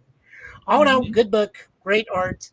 I like that they try to bring relevance to one of the lesser known Superman family members by making sure that the Chained and them have a similar power set. It lets us know that they are looking out for each individual Superman family member. Meanwhile, of course, Clark realizes, path of least resistance, I'm out. Mm-hmm. I mean, hey, when you gotta vibrate, it works a lot better than superhuman strength. Yep. But Shag, any thoughts on that? Well, I haven't read this particular issue, but I read the issue before because that's what's on DC Infinite at this moment. So forgive me, I'm not all caught up. But I really enjoyed the first part of the Chain story. Joshua Williamson does a great version of Superman. I really enjoyed what was going on with the stuff at the Daily Planet, where Lois is struggling, in her new job, and I really enjoyed it. So once it comes on DC Infinite, I'm going to be all over this issue. Nice. Then I won't. I do got to ask. Oh, don't worry about spoilers. Don't protect me. That's fine. Seriously. Okay. I do got to ask. When they first revealed the Chain, did you think it was Alexander Luthor post-crisis? Because that's immediately what I thought when I saw him. Oh, the crazy red hair. No, I didn't even think that at all. I figured it was just a new character, so I didn't even try and. I was trying to figure out. I figured he had some kind of connection to Superman's past, but I didn't know what it was going to be. No, I didn't think about it. That's funny. Alexander Luthor. The hair. I mean, it was. It was the hair immediately. It's like, did we just reveal where Alexander Luthor's been ever since, Joker may have killed him 5 reboots ago? I mean, it would be a nice connection, but I mean, I'm more surprised about Lex's daughter and mother just showing up. It's like, how bad of a mother do you have to be that your son puts you on an island to yourself? He literally puts you on an island to yourself with the armed security force to get away from you. That's pretty bad. And then, of course, Brainiac which it looks like, and I'm just implying here, it looks like he may have gotten to his daughter, which again, Brainiac always plays a long game. Brainiac and Darkseid have got to be the most two obsessed villains about one superhero, to the point that they have this intricate long game just to get him. Never since Dr. Doom have I seen such planning just to get one individual. I mean, even Reverse Flash has got limits. So I got to ask: is this Lena? Is this his daughter Lena, or a different daughter? Yes. Because going all the way back to Action Comics 700 or something. I mean, I remember Brainiac 13. Luthor made a deal. He gave Lena to Brainiac. So yeah, it all comes back around again, I guess. Yeah, but no, you'll like it though. It is a really good issue. I mean, I wouldn't be surprised if this Lena is just Lena and I have 2 dads. One's Lex and one's Brainiac. My 2 dads? The DC version? My 2 dads. I can see it as a side story. My Two Dads, the DC version, but oh man, that'd be weird. By the way, they're both supervillains. Moving on over to Nightwing. This is written by Tom Taylor with art by Stephen Byrne. I wish DC would have all those tiny splash pages that just gives all the info rather than putting them in the comic itself. Guys, this is exactly what this is for. Tom Taylor's been doing this to us for a while now in Nightwing. Whether we see a comic through his entire POV, a comic where it's constantly in motion.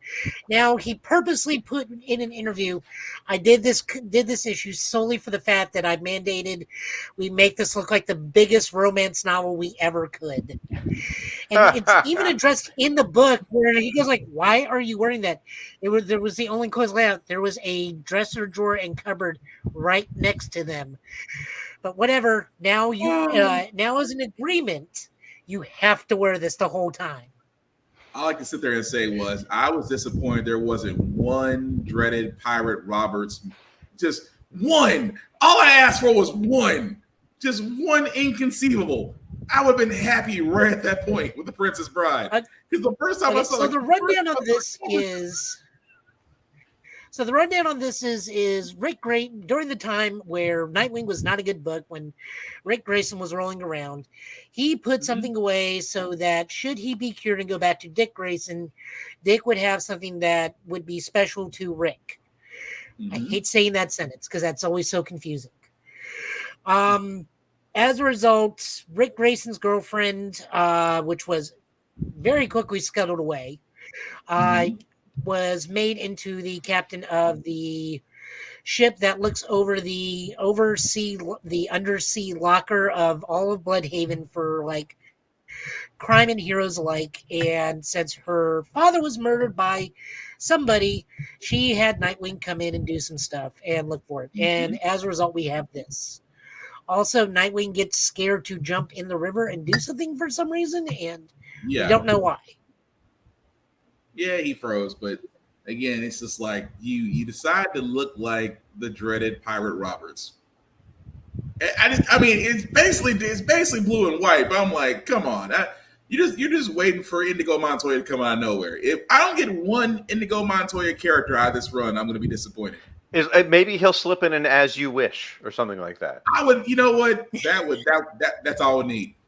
I would just need that. If I had that, I'm solid. But no, great issue to start the new arc. I'm not complaining. I am definitely getting the Princess Bride vibes, and it's one of my favorite movies. So this is right up my alley. I got nothing else for this because I keep waiting for that one moment that just christens the whole arc before it even gets started. But that's just me. But then again, I've always loved Nightwing, though. I guarantee that's probably how it's going to be. His last line to Barbara I guarantee that'll probably be the last line that he tells Barbara when all this is done is "As you wish."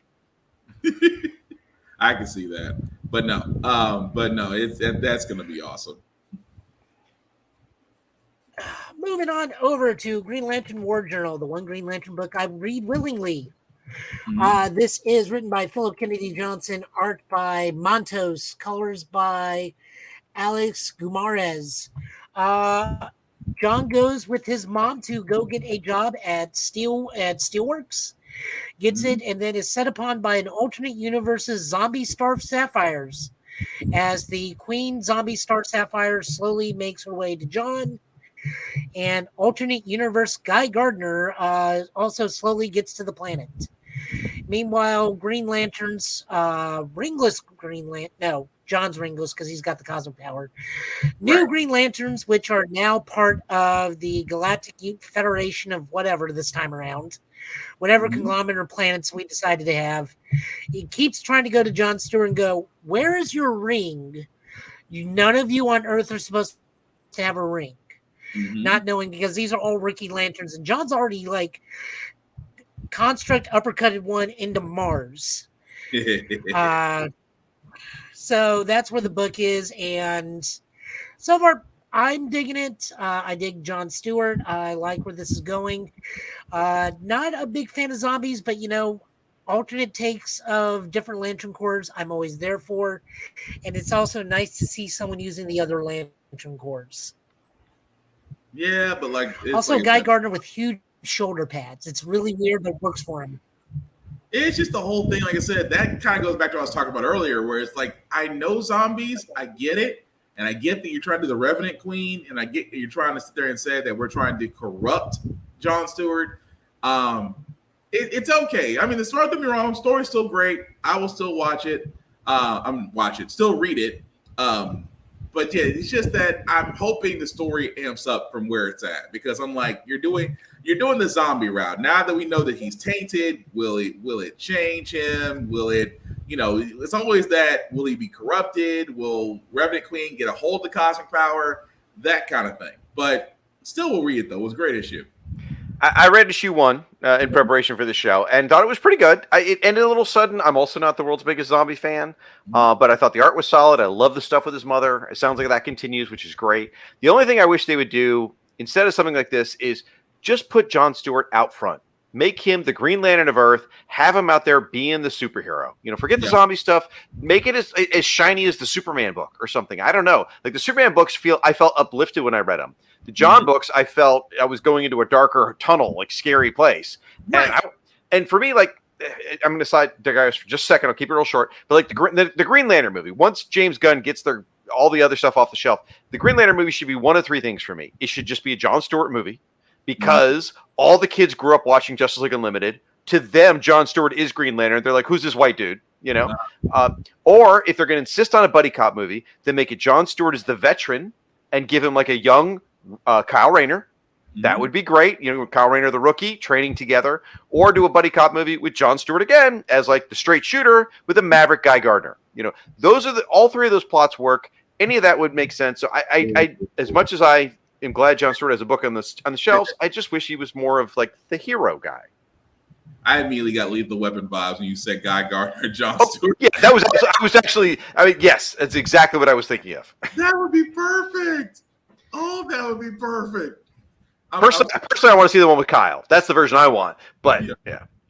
That would be freaking perfect. Yeah, DC is still super gun shy with Kyle. I don't know why. It's like they just don't want to promote him anymore. And I am glad we get other characters like Soldier Mullins.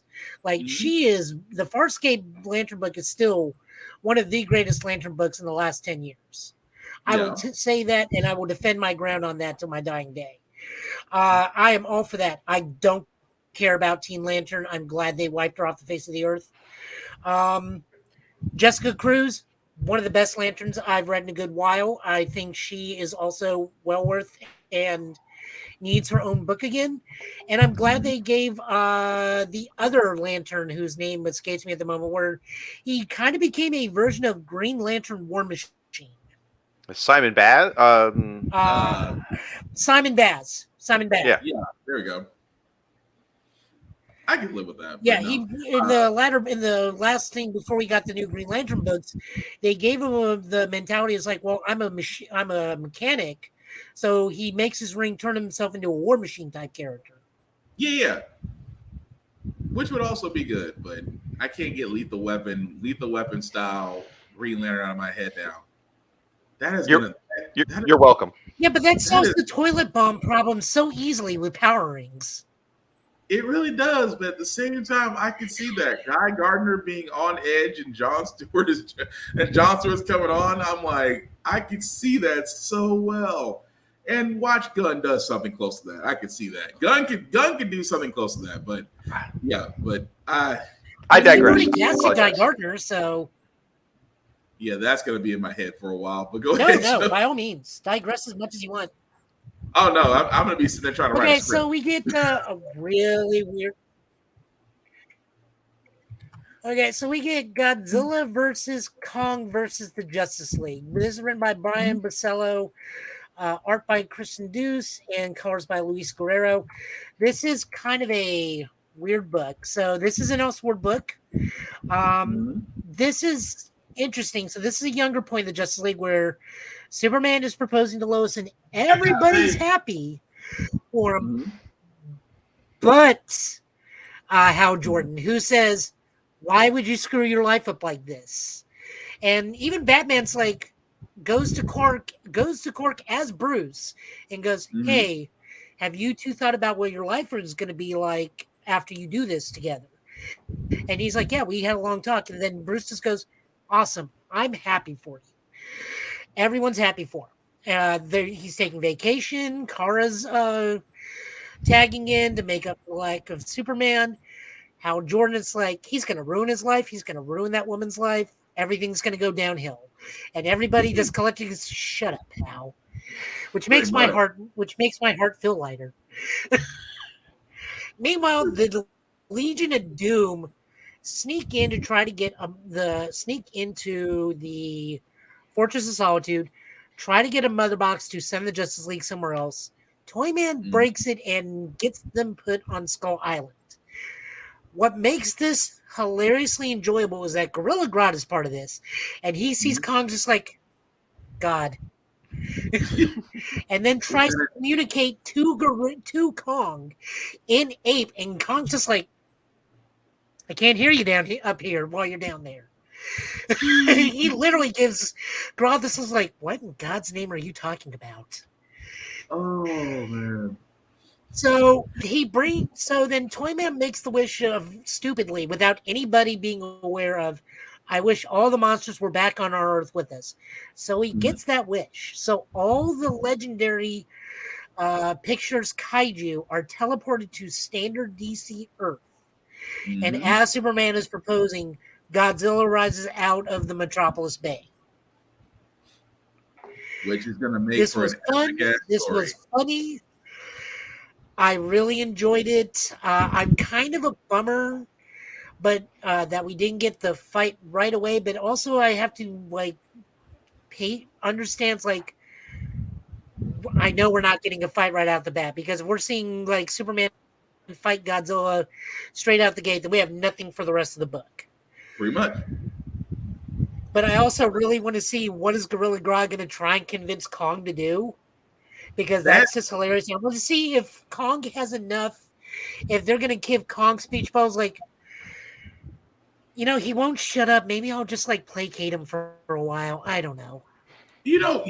Kong is going to try his hardest to. I'm sorry, Grodd's going to try his hardest to be like, he's like, he's our deity. I worship you, Kong. It's just the look on his face. It doesn't need words. It just needs confusion. The fact that he's trying to use words and Kong looks confused will be everything. And then when he tries to telepathically talk to him and realize Kong's gonna not like have a voice in his head, it can go one of two ways. He might welcome it. We might get a Loki situation. Grodd might get flattened. That's all I'm saying. But no, Justice League versus Godzilla Kong was good. It does set up for an interesting story. And stories like this, I'm completely okay with. These are different. Not only are they different, they're fun. Who doesn't like kaijus? And we've always had those questions of in a fight, who would win? Like we already saw Titano get easily handled by the time Flash gets over there. So you can only imagine Godzilla, Wonder Woman, Superman, and Batman and others fighting kaiju. But again, it's a great issue. I love the fact that everybody was giving marriage advice, and Hal was the only person going, just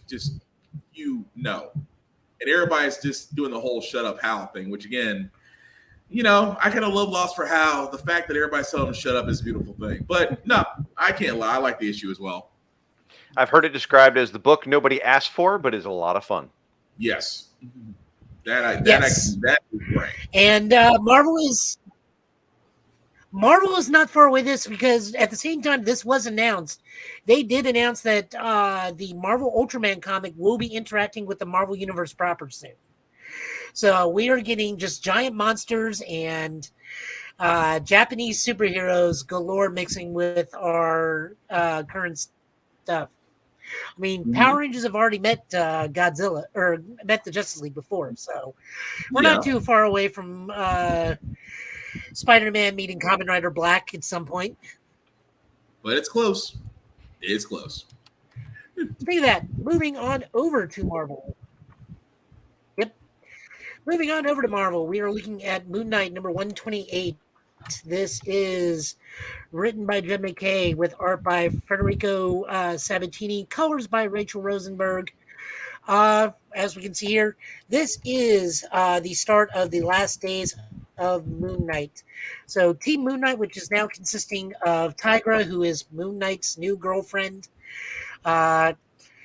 Hunter's Moon, Soldier, and his vampire secretary are all taking on the new big bad, the Black Spectre, and also Zodiac, who is probably not going to end very well for that poor man, but he does these things to himself.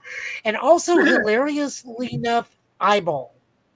Poor Eyeball has been like suckered into this to the point where he just can't do. He just wants out. He doesn't want a part of any of this. But he does. But he does land the plane. He does do great. He does land the plane. Or 8-Ball, not Eyeball, 8-Ball. Ball.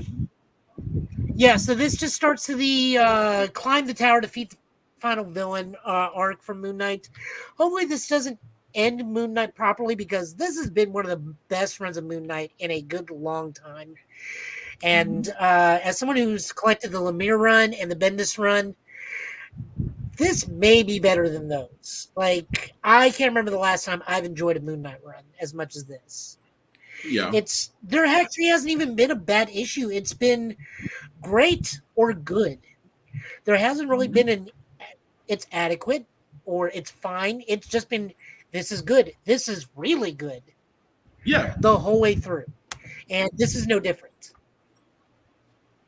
I got nothing more to add to that. That's just like Joe said, this run on Moon Knight has probably been, if not arguably the best, one of the best runs that I've gotten to read. So I got nothing more I can add to that, because not to spoil it, just if you haven't already read it, you really should.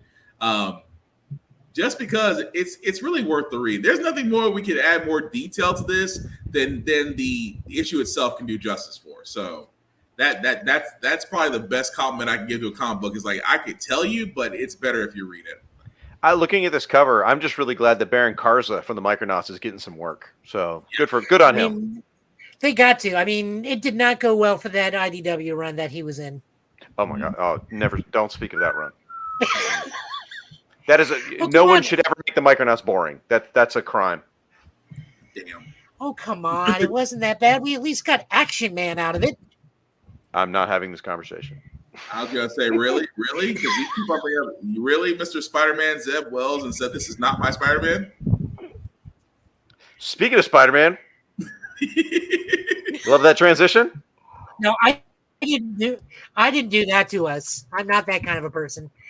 We are going to be looking at Infamous Iron or Invincible. I actually just read all of Infamous Iron Man. I got it on trade, so that's why I said that. But Invincible Iron Man, which is part of Fall of X, issue of 11. This is written by Jerry Dugan with guest artist Andrea DeVito, coloring by Brian Valenza. Pretty much this is Tony gets his Mysterium armor from Emma and goes to infiltrate Krakoa and get things back for Emma that she needs to help take down Orchis. We are also calling this the lingerie issue because there's just a lot of lingerie in this episode or issue. Also, I really feel bad for the Cuckoos in this one. Like, I really feel bad for the Cuckoos in this one because they made a whole picture album for her that even says to Mom. And Tony has in his hands like, hey, I got this. Do you want this? She's like, not important right now. Only get the case. And I feel it's like, your poor children. And then I realized, okay, maybe not quite, but still your poor children. Any worse than the ape henchman? Look, that is not his fault. That ape had 5 PhDs and still got his buddy into him. That was still funny. That was still funny. No, I can't. Again, this is one of those. It's one of those issues that's just you have to read it. I love the fact of how they captured Tony just still with the one-liners, and you literally have Emma Frost just pretty much the analyst, the play-by-play, Wilder Game Mysterium, and of course, Not to spoil it, but the weapon that's produced that everybody's annoyed with, which tells you that Tony Stark is on to something. So, again, great issue with the fall of X, which I think it's starting to head for a rise of X, if memory serves me right. But again, can't argue with this. Great All of issue. X Rise of 10. Yeah. Thank you. You had me at Emma Frost lingerie issue, so just want to say. Yeah, there's so much in this issue as he's fighting in a room. Like, it's just like this needs a higher rating, I feel, for children to read this book because there's just so much. And I'm just like, go ahead. I'm just like, no, I understand why she has this. It's Emma, but still. It's still just, there has to be a little bit of an advisory, but hey, at this point, you know what you signed up for. But go ahead, Joe. Also, I really dig Emma in this one. Also, not for the cold-heartedness towards her kids, but just the fact that she even admits, like, being Hazel isn't so bad. Because, I mean, I don't have the pressures of hiding the fact that I'm a mutant right now, and they can't sense I'm a mutant. It's fine to just be chill in a bed and not have to worry about a sentinel coming through the window. Yeah. So it's like Emma's like taking some respite from being Stark's wife, even though she's like, you need to hurry this up. I don't have time for you. She's starting to get too complacent. You know how Emma does when she gets complacent. Yeah. Things happen. Scott Summers. Ooh. You said it. You said it. All right, so next up we get Miles Morales. This is written by Cody Ziegler with art by Frederica Manson and Brian Valencia on colors. So Miles is not in a good way as his book. Cody Ziegler has done a good job with Miles since he took over from Saudi Ahmed. He has put Miles in a point where he is so stressed out that his spider sense is fritzing out.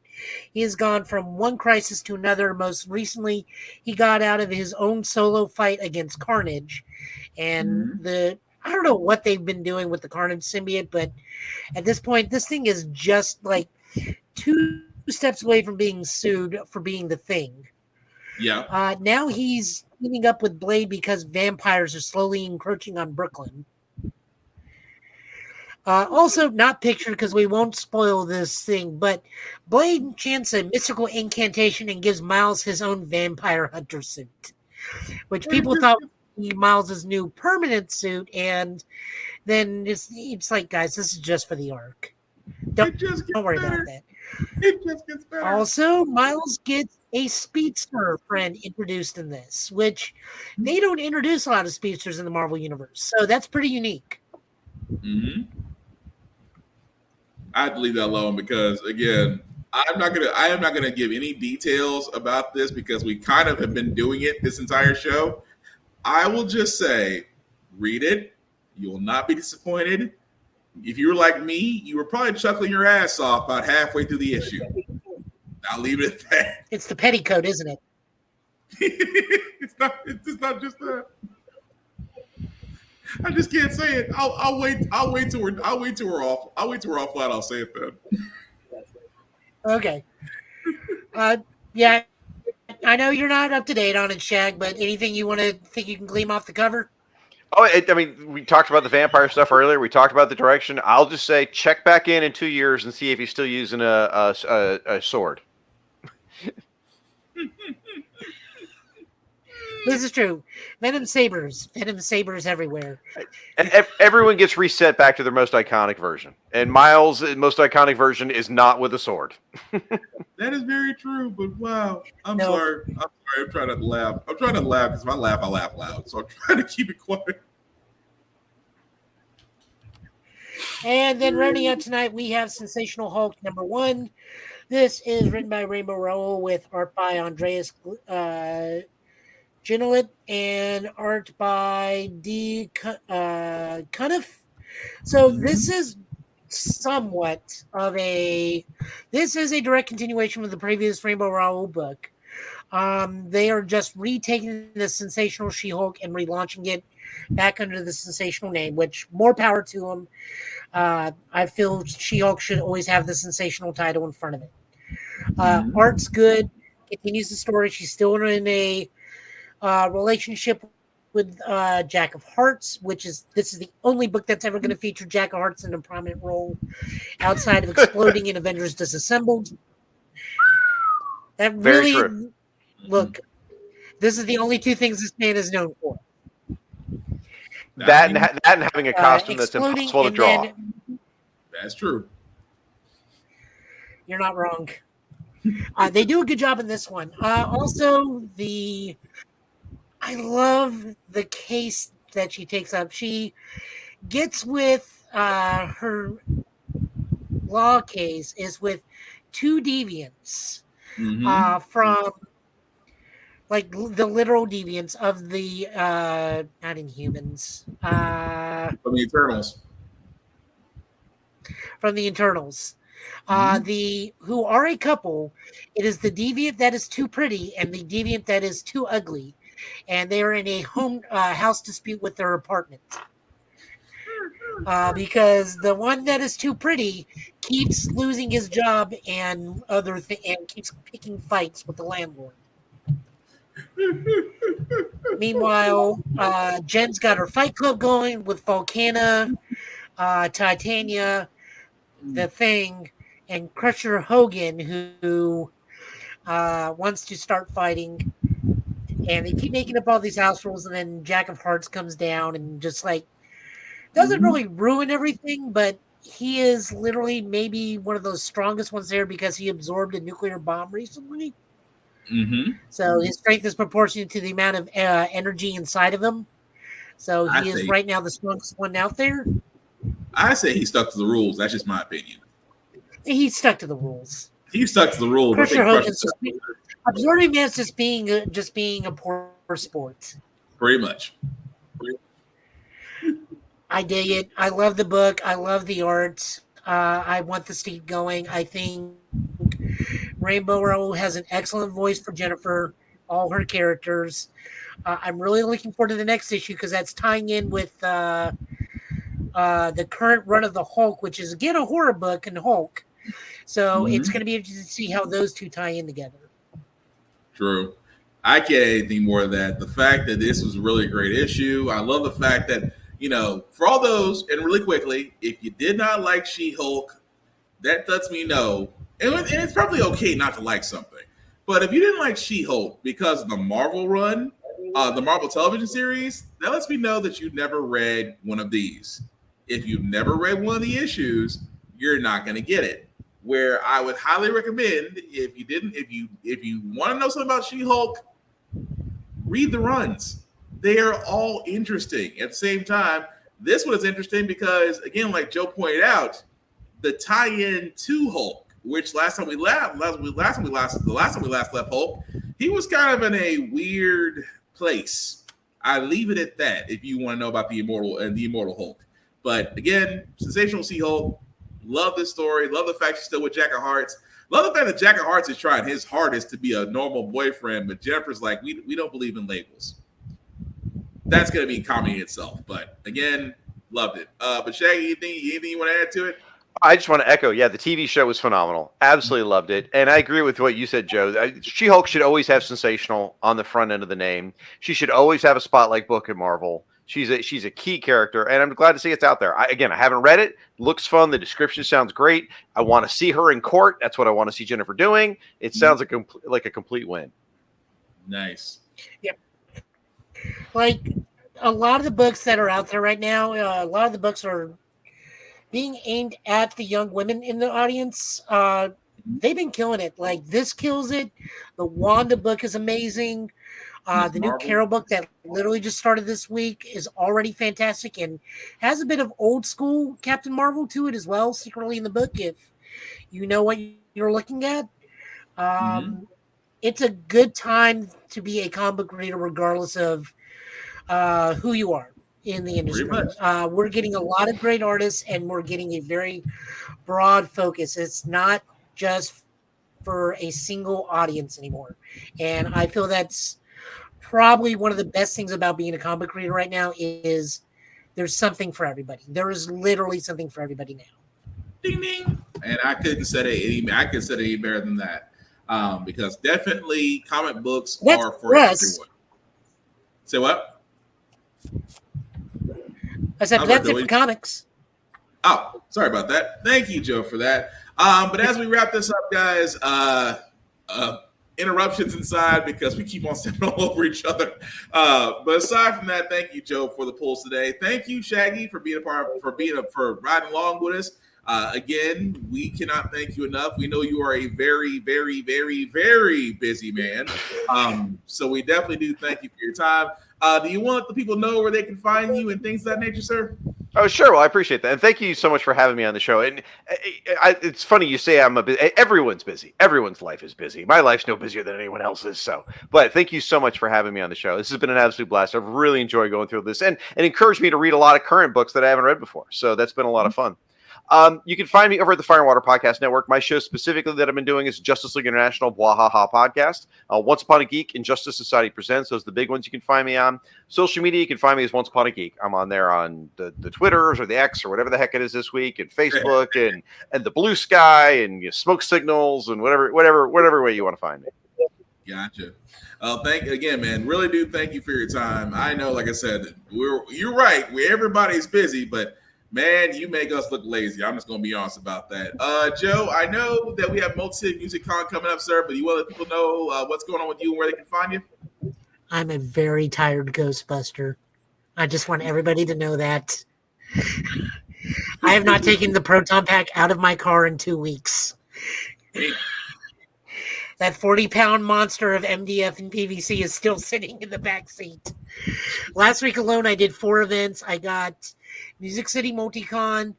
Then Sunday, I am going to be at the Adventure Science Center for Halloween Smash with the Ghostbusters.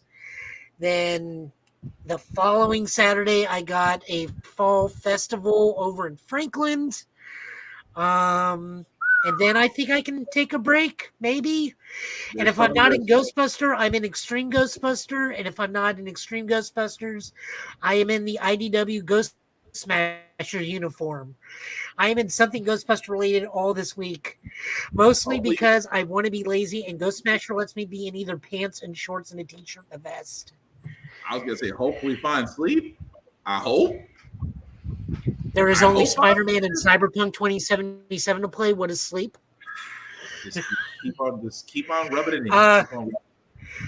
Other than that, I will probably, after I do my own personal playthrough, I'll probably stream Spider-Man 2. Mm-hmm. I know there's not a New Game Plus right now. They said that's coming in a patch later on down the road. Or I'm still fairly early on into my second or fifth run of Cyberpunk. So this time I'm a Corpo Rat that's going to be using tech weapons and maybe a Sevestin build, which is the hyperspeed build. So at some point I'll get around to using swords, but not right now. There's too many fancy laser weapons I want to use. Other than that, I'm on Facebook, the whatever we're calling the Elon Musk thing until he starts charging us $1, and then I'll sign out, never sign back on again. Yeah. Maybe I'll open up a Threads account and go there. Then, of course, I got the Twitch, Joey Italian last name, which at some point I swear to God I'll use again. I am also over on Ranger Ops whenever Shadow decides we are got to do an episode.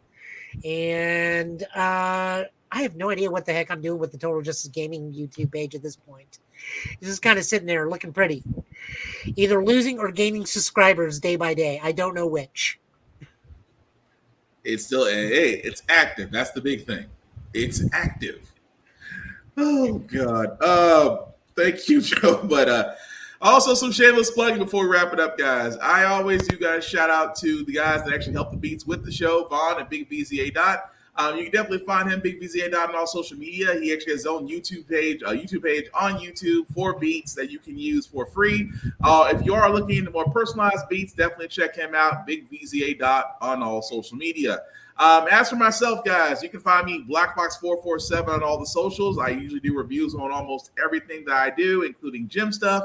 At the same time, guys, the link at the bottom that you see trailing down there, let me make this just a little bit bigger for you guys to see. If you copy and paste that link into your podcast, it'll take it to your podcast. If you copy and paste this link into your browser, it will take you to the YouTube and Facebook groups for all of our podcasts. How the fuck got here? Get Bit and Y'all Podcast. Like, share, subscribe.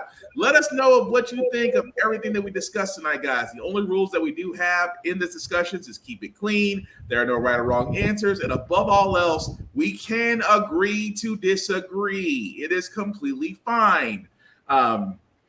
Aside from that, guys, I do like, as Joe said, if you are in the Middle Tennessee area, Music City Multicon is happening this weekend, Friday, Saturday, and Sunday. Definitely, if you never had a chance to go to a con, definitely go to one. It is fun. I do have 3 rules. 3 rules that I will always say whenever going to con. Number 1, first and foremost, respect the cosplayer at all times. These are individuals that have taken their passion, and I've always said it best. To me, they are some of the bravest people I know, because it's one thing to wear your passion. It's another thing to wear your passion outside and not get people to be judging you or things of that nature. To me, that's bravery. I always respect it. So again, if you see somebody cosplaying, give them a compliment, say it looks great, and go from there. And again, be respectful. I cannot stress this enough. Just because I see this, I don't see it as much as I used to, which I'm glad about. But again, respect cosplayers if asking to take pictures. Understand they are not obligated to give you pictures. If they say yes, be respectful. Don't be a douche and simply take the picture. But if they say no, move on. That is their right. They are not your plaything. Number 2, I know there was a grunge area. There was a grunge time in America. But as long as soap, water, deodorant, and things of that nature are still available in the travel aisle for less than $2, please come to the cons clean. Hygiene. I mean, soap, toothbrush, mouthwash, cologne. Not a lot. But just saying, because these cons can be as wide as a football field, but they can be packed like sardines in a can. Nobody wants to smell another funky person. Above all else, hygiene. Number 3 is a rule that Will Wheaton has come up with that I say all the time, because I've always said it best in this world. There's way too much negativity. There's way too much stuff going on. Simply put, when you're at these cons, be nice, be kind, don't be a dick. It is that simple. If you follow those 3 rules, you will have the time of your life at a con. I promise you. You will make friends there. You will definitely get a lot of deals with vendors there. At the same time, if you've never been to a con, by all means, go one day, see if it doesn't change your life. That's all I'm saying. But that being said, guys, we definitely do thank everybody for watching, for liking when this goes live, for commenting. We cannot thank you enough. Me and Joe love doing this on a weekly basis. One of these days, those Spotify endorsement deals are going to come through. As Joe would say, our podcast can be heard practically almost everywhere, except Apple until next week, and then we'll be seen on Apple Podcasts as well. So Spotify, Google Podcasts, Anchor, pretty much wherever podcast can be seen or heard is where you can actually find us under Get Bit, which we kind of find out that we're getting traction now. I think only because Joe has threatened people. So I think that's the reason why. But that being said, again, Shag, thank you so much for being a part of our guest. Yeah, thanks, bud. We will definitely be back here, guys. Same Get Bit time and same Get Bit channel. And again, as I say this in closing, before I say this, guys, any last words that you guys want to say? Just saying thank you so much for having me. This has been a blast. Joe? Oh, my PlayStation turned off. That being said, guys, the one thing about Get Bit is it's all about fandoms. If you have a fandom and you're passionate about it, the only thing that we do ask you to do is share it and encourage it. Don't be toxic. Don't try to say one is better than the other, because that's the only reason why fandoms die, because we put more hate in it than passion. You can be passionate and you can share it and you can open the door for others. So simply do that. Aside from that, take care of yourselves and each other. And again, from me, from Joe, from Shag, this has been the Get Bit Podcast, guys. Thank you all for watching. Take care of yourselves and have a good one. Peace.